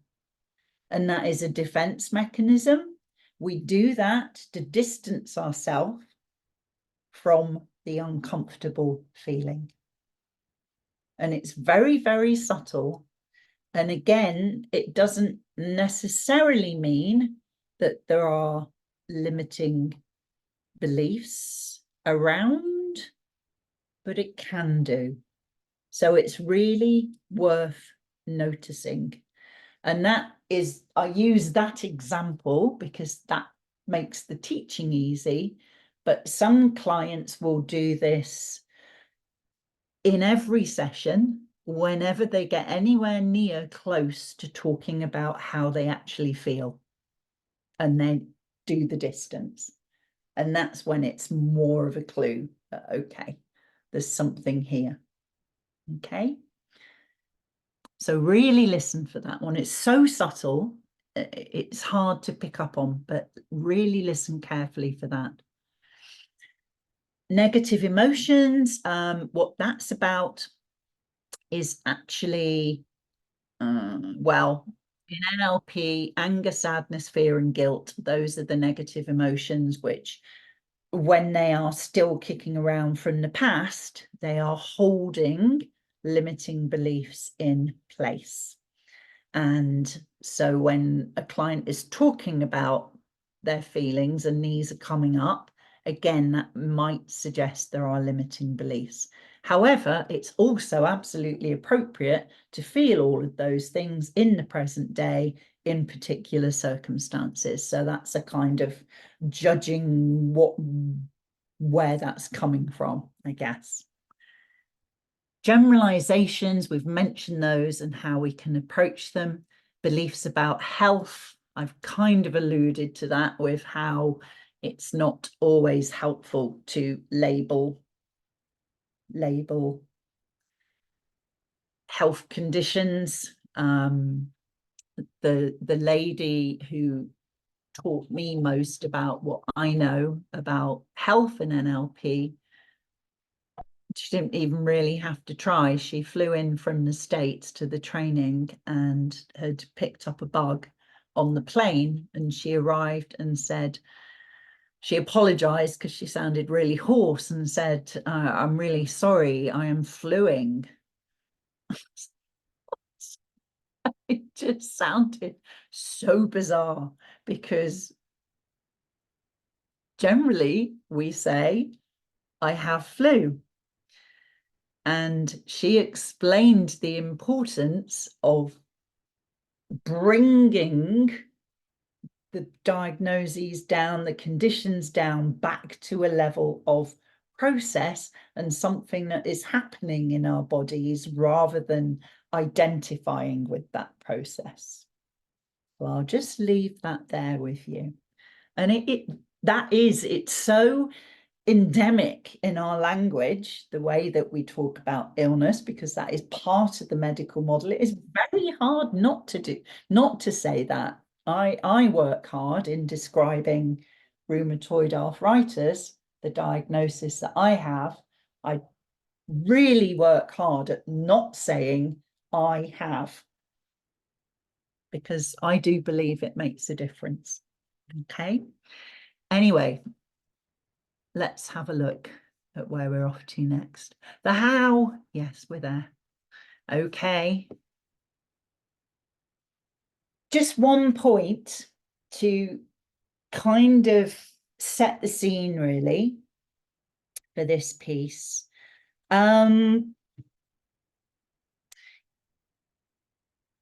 We're quite different human beings as coaches, and it's easy to forget really how little awareness our clients have of themselves sometimes. And awareness is really key.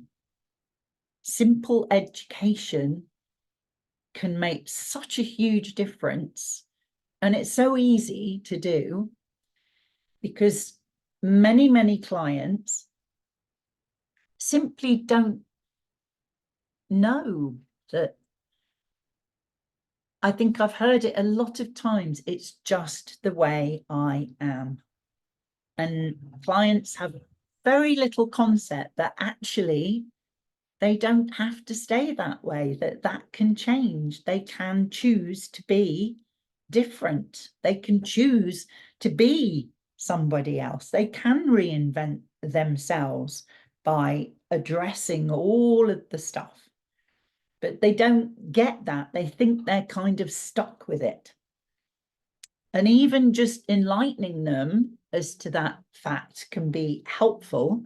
And for a client can actually be an absolute light bulb moment when they realize, well, I can actually think differently.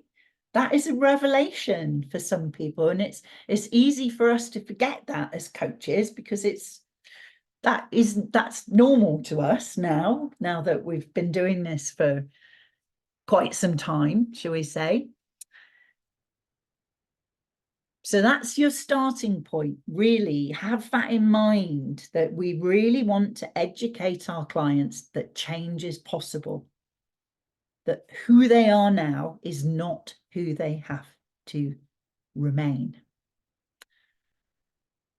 So we've got questions and statements. So let's just say, shall we, let's take that I am not good enough statement, and let's just run it through this process very, very quickly.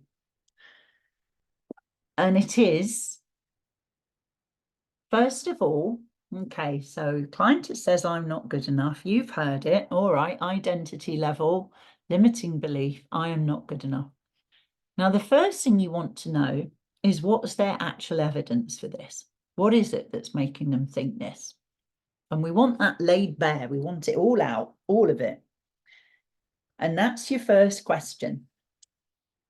So what is true about this? Which kind of suggests that there might be something about it that isn't true. the unsaid part of that question. And your client will tell you what's true about it, why they believe it, da, da, da, da, da, da, da.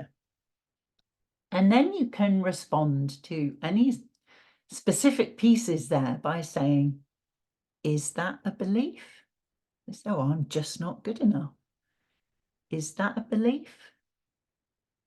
And we've already set the scene with them by explaining that a belief is simply a thought process. It's something that we hold to be true, but it's not necessarily true. Is that a belief? So that word now they know means something they hold to be dear, but it's not necessarily true. And then you say, well, you could choose to believe that. And what that question is doing is introducing the concept that they have a choice. Choose. You could choose to believe that. And then we go on to, well, this is one perspective which suggests that there are more than one perspectives. Which again, there's another way of looking at this. And then we ask them, well, do you have a belief about what should be in this situation? Because we know the shoulds align with beliefs, and we absolutely want to know what it is that they think should be. And when they really think about it in that way, should be, really, should it? They begin to question. And then you can go with, well, there's a belief. And you can just keep going with this and say, well, and there's another belief. And we just keep pointing out that stuff coming out of their mouth is simply something they believe, but it's not necessarily true. And we just go through that process over and over and over. Okay? Over and over and over. And it could go on for an entire coaching session. And then you could pick it up in the next coaching session. Now, I know some of you came to my problem box class before Christmas, and remember the box, you put the problem in the box, whatever the problem is, and what's keeping the problem in place and your client stuck in their box with their problem are the walls, obviously, and the walls are made up of bricks, and on each of those bricks there is written a limiting belief. So it is the limiting beliefs that are keeping your client stuck inside their problem box with their problem.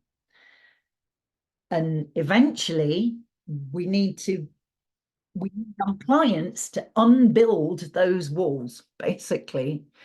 And this is one process that will begin to facilitate that, because what asking these questions does is begin to loosen the whatever that is, mortar between the bricks. It begins to loosen it all up so that those bricks begin to fall away. Okay? This is so incredibly effective. You don't need the big rah, rah, rah techniques. These conversational processes that we have, that we use, are really effective. Okay? And this, oh, I love that question. I used to have that written up on my wall, actually. This is helpful to have in your mind as a coach in every session, really. What question has the most potential leverage for creating a shift for this client? So always be thinking that, what is the thing I can ask which is going to create the shift? And it may be one of those questions we've just looked at. It may be one of these that are coming. We have a 7-step template here. This is a real life example from one of my students who is a career coach. And this is a conversation that she had with a real client So does that equal a case study? Sort of. And this is the process. It's 7 simple steps to go. That sounds a bit marketing-y, doesn't it? 7 simple steps. It is actually 7 steps. And we are going from I am too old to start a new career. That was our starting point. Okay. And our job then as coach is to help our client realize that they're actually stuck in one way of looking at the situation. So there we have again that question, is that a belief? And we've already set the scene that a belief is something we hold to be true, but it's not necessarily true. So is that a belief? Is that a belief? I'm too old to start a new career. And actually, are there other ways of thinking about this? And what if you were to consider a different belief? That would be a revelation, wouldn't it? What if? And then we can move to actually asking them to identify other more helpful beliefs. So we've set the scene with the what if you were to consider a different belief, and we've moved into actually asking them, what other possibilities are there? Can you think of several other possible beliefs that could change how you see this situation? So we're making, this is soft. It's a soft approach because it's just a possibility. We're not asking them to actually believe this new belief yet. We're just asking them to think of other possible beliefs. We're not asking them to give up this other one. We're just asking them to think of other possible beliefs that could change how they see the situation. That could, just could. So it's very gentle. And this client came up with, well, I might be old, but I have plenty of experience. And I am a manager. I've been a manager all of my life, managing my home and my family for years. So we've moved from there to there. And then we go to step 3. When you ask your client to step into or associate into these other beliefs and to try them on for size. So now we're actually asking our client to do the pulling on of the jumper of one of those beliefs. And then if the other belief was true, so we're not saying this is true yet, we're just saying if it was true, what might you notice?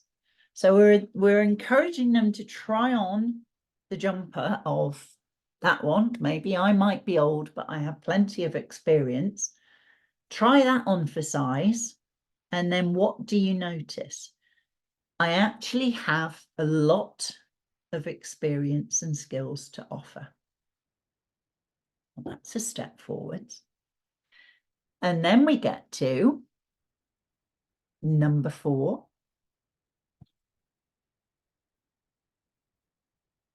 So which of these other beliefs do you think would be most useful to you as you think about moving into action? And this one up here, I actually have a lot to offer, has kind of morphed into another way of expressing it. I can bring real value to this role. That was what she went with. I can bring real value to this role from I am too old to start a new career. And then what you can do is move into more of a coaching piece, if you like, a sort of traditional coaching piece with the what's next question. What is the plan? What steps do you want to take? But you're asking them those questions and asking them to consider those questions while they still have this jumper of the new belief on, while they're still in this space of I can bring real value to this role. And we got apply for the job, rewrite my CV, book an interview coaching session with you. They were a career coach.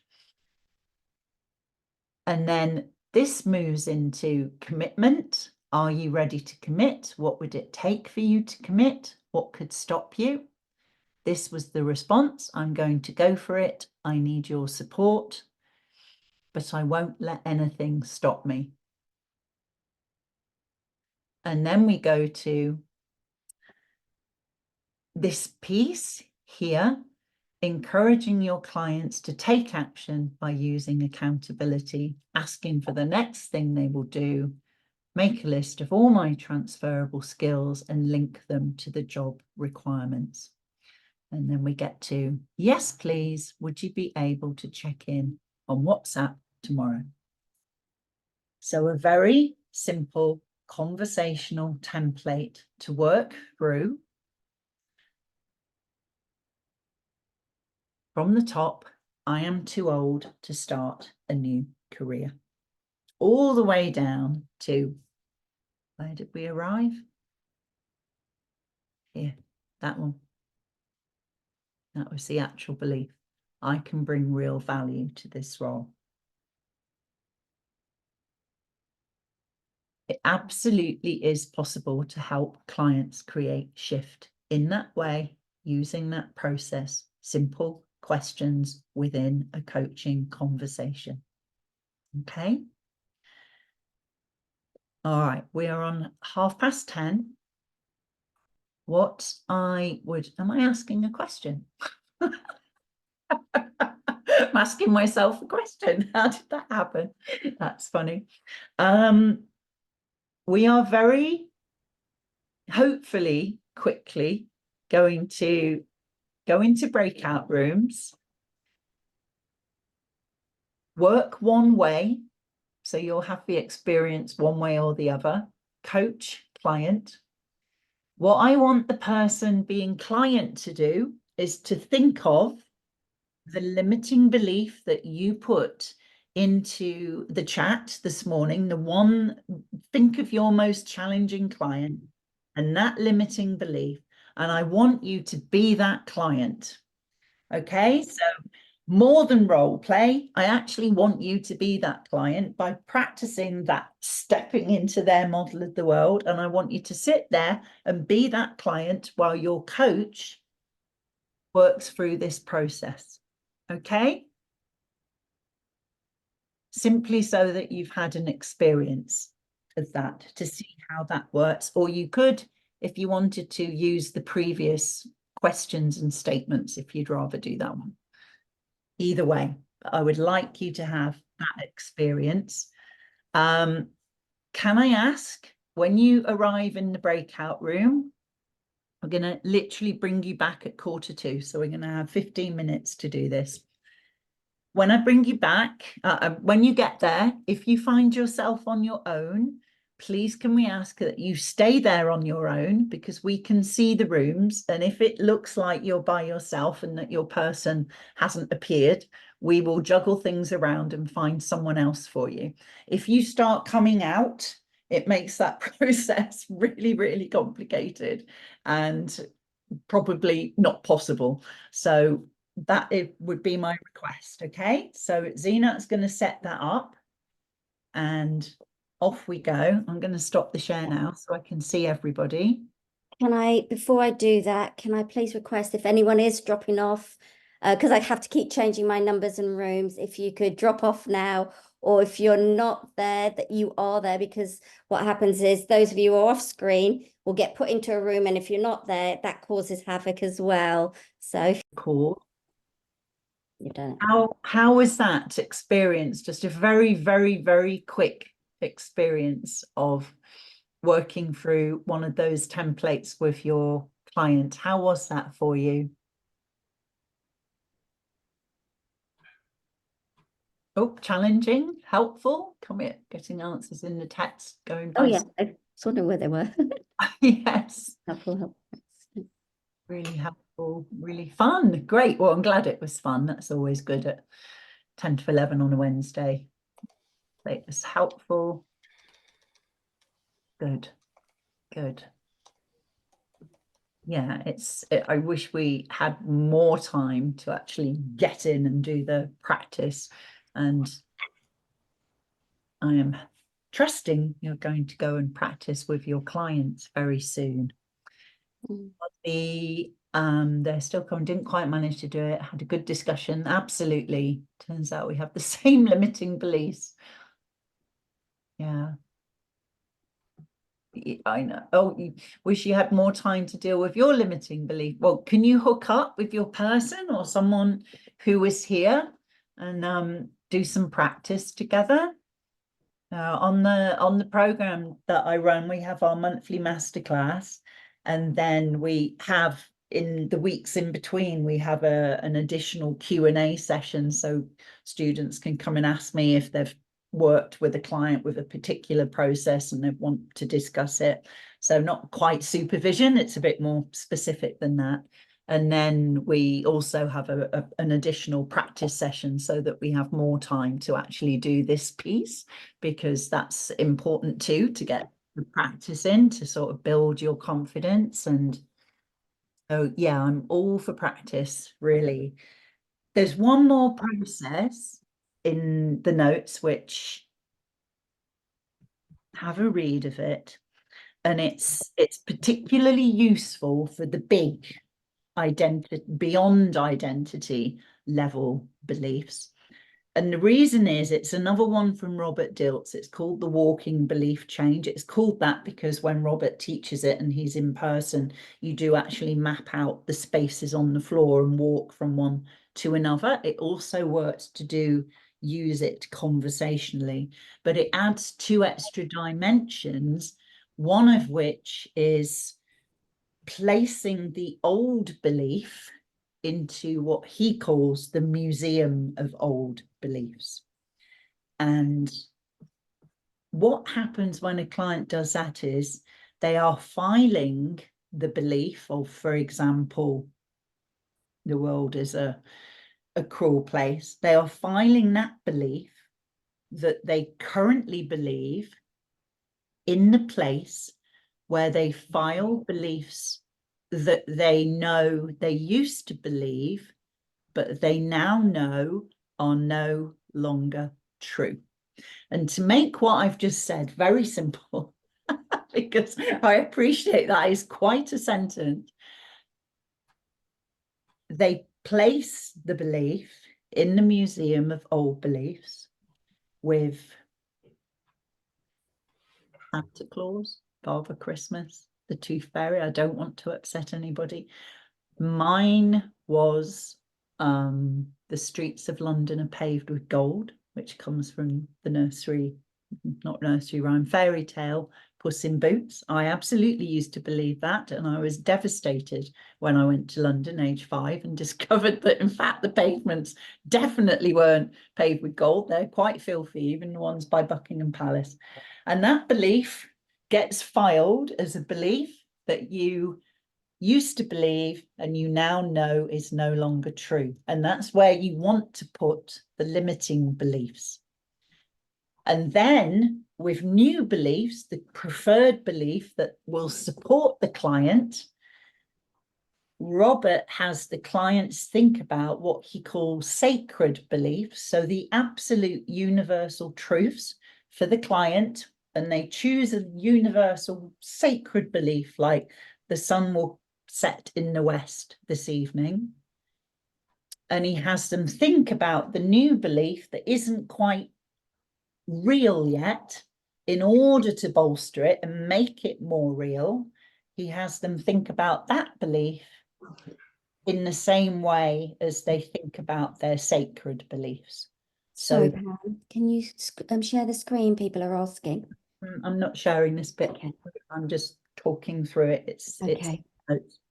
and so basically you file that new belief in the way that you have the sacred beliefs, okay, so that it takes on those qualities. So there's those 2 extra steps in that process. Okay. There's other steps, you'll recognize those from the previous processes, but those 2 extra dimensions can be really helpful. Okay, because it's important.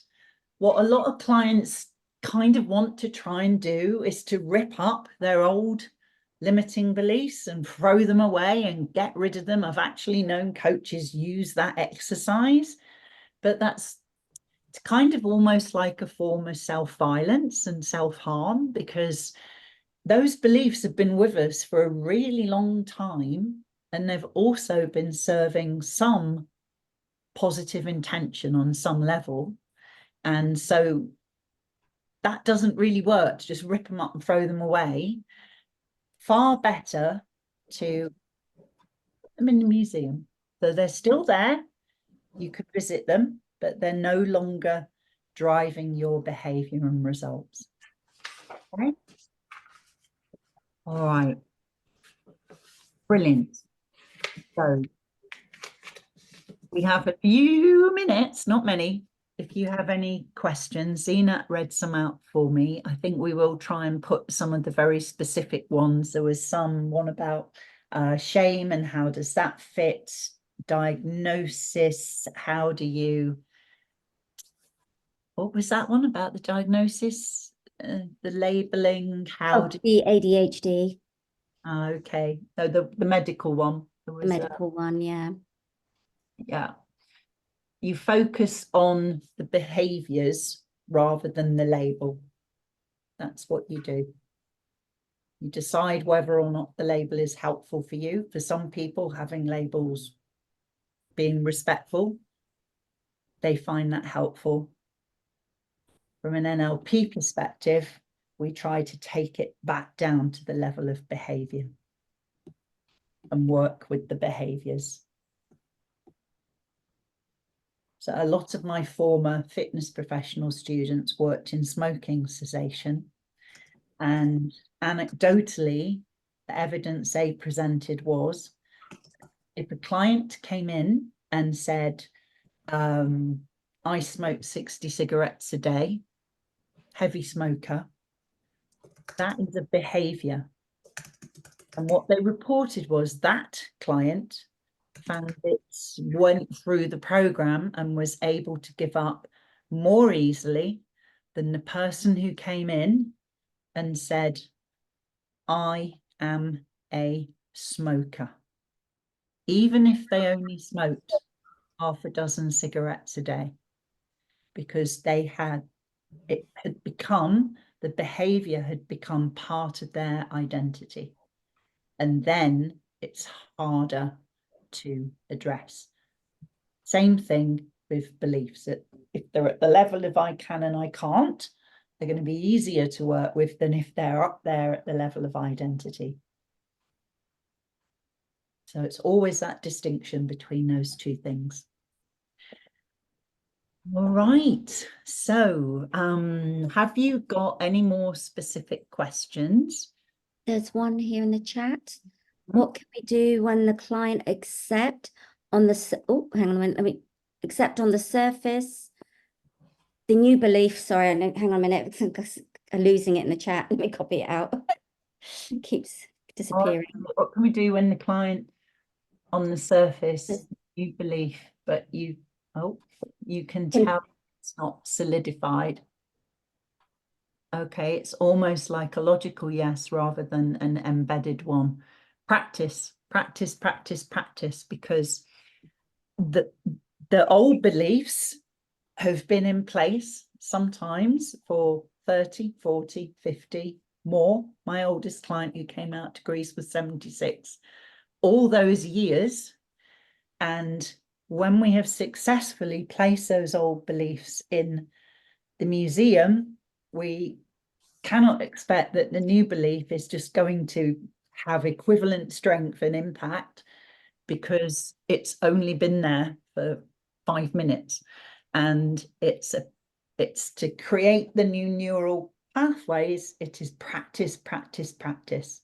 exactly the same as when you go into a gym. You wouldn't expect to be able to do one set of repetitions of a bicep curl and to actually have a stronger muscle at the end of it. It takes time and it's repetition and practice to keep thinking it, keep revisiting it, keep talking about it.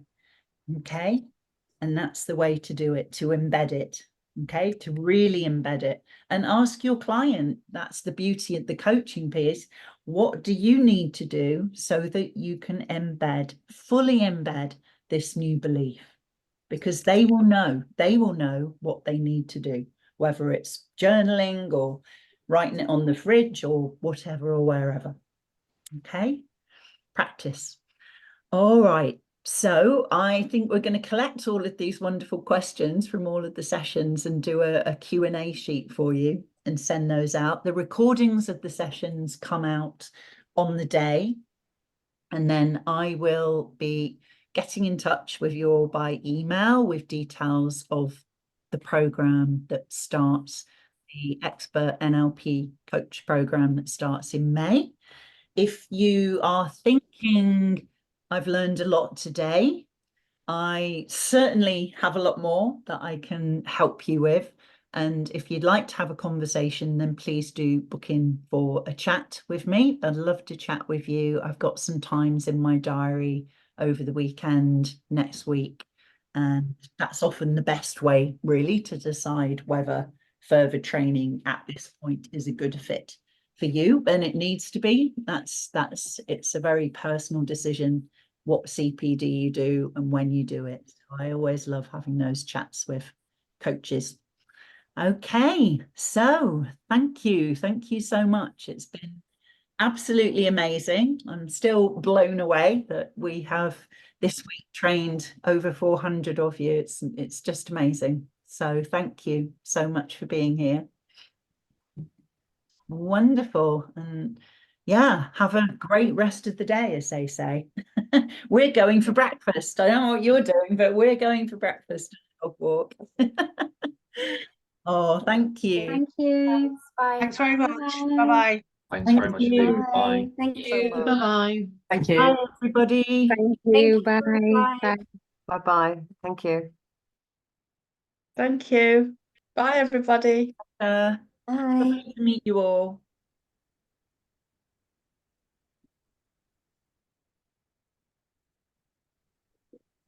Oh, who's still here? The lady's moving to Spain. Bye. Yes. Bye, Pam. Thank you very much. Oh, bye-bye. Thank you. Bye-bye. Bye.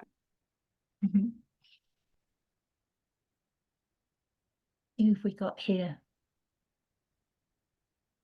Ladies moving to Spain. I love that. Yeah, I do as well.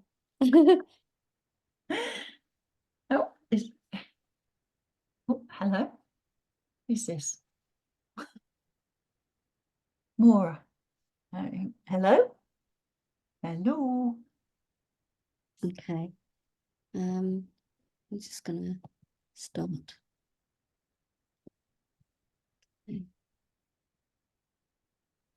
Sorry, I'm having trouble.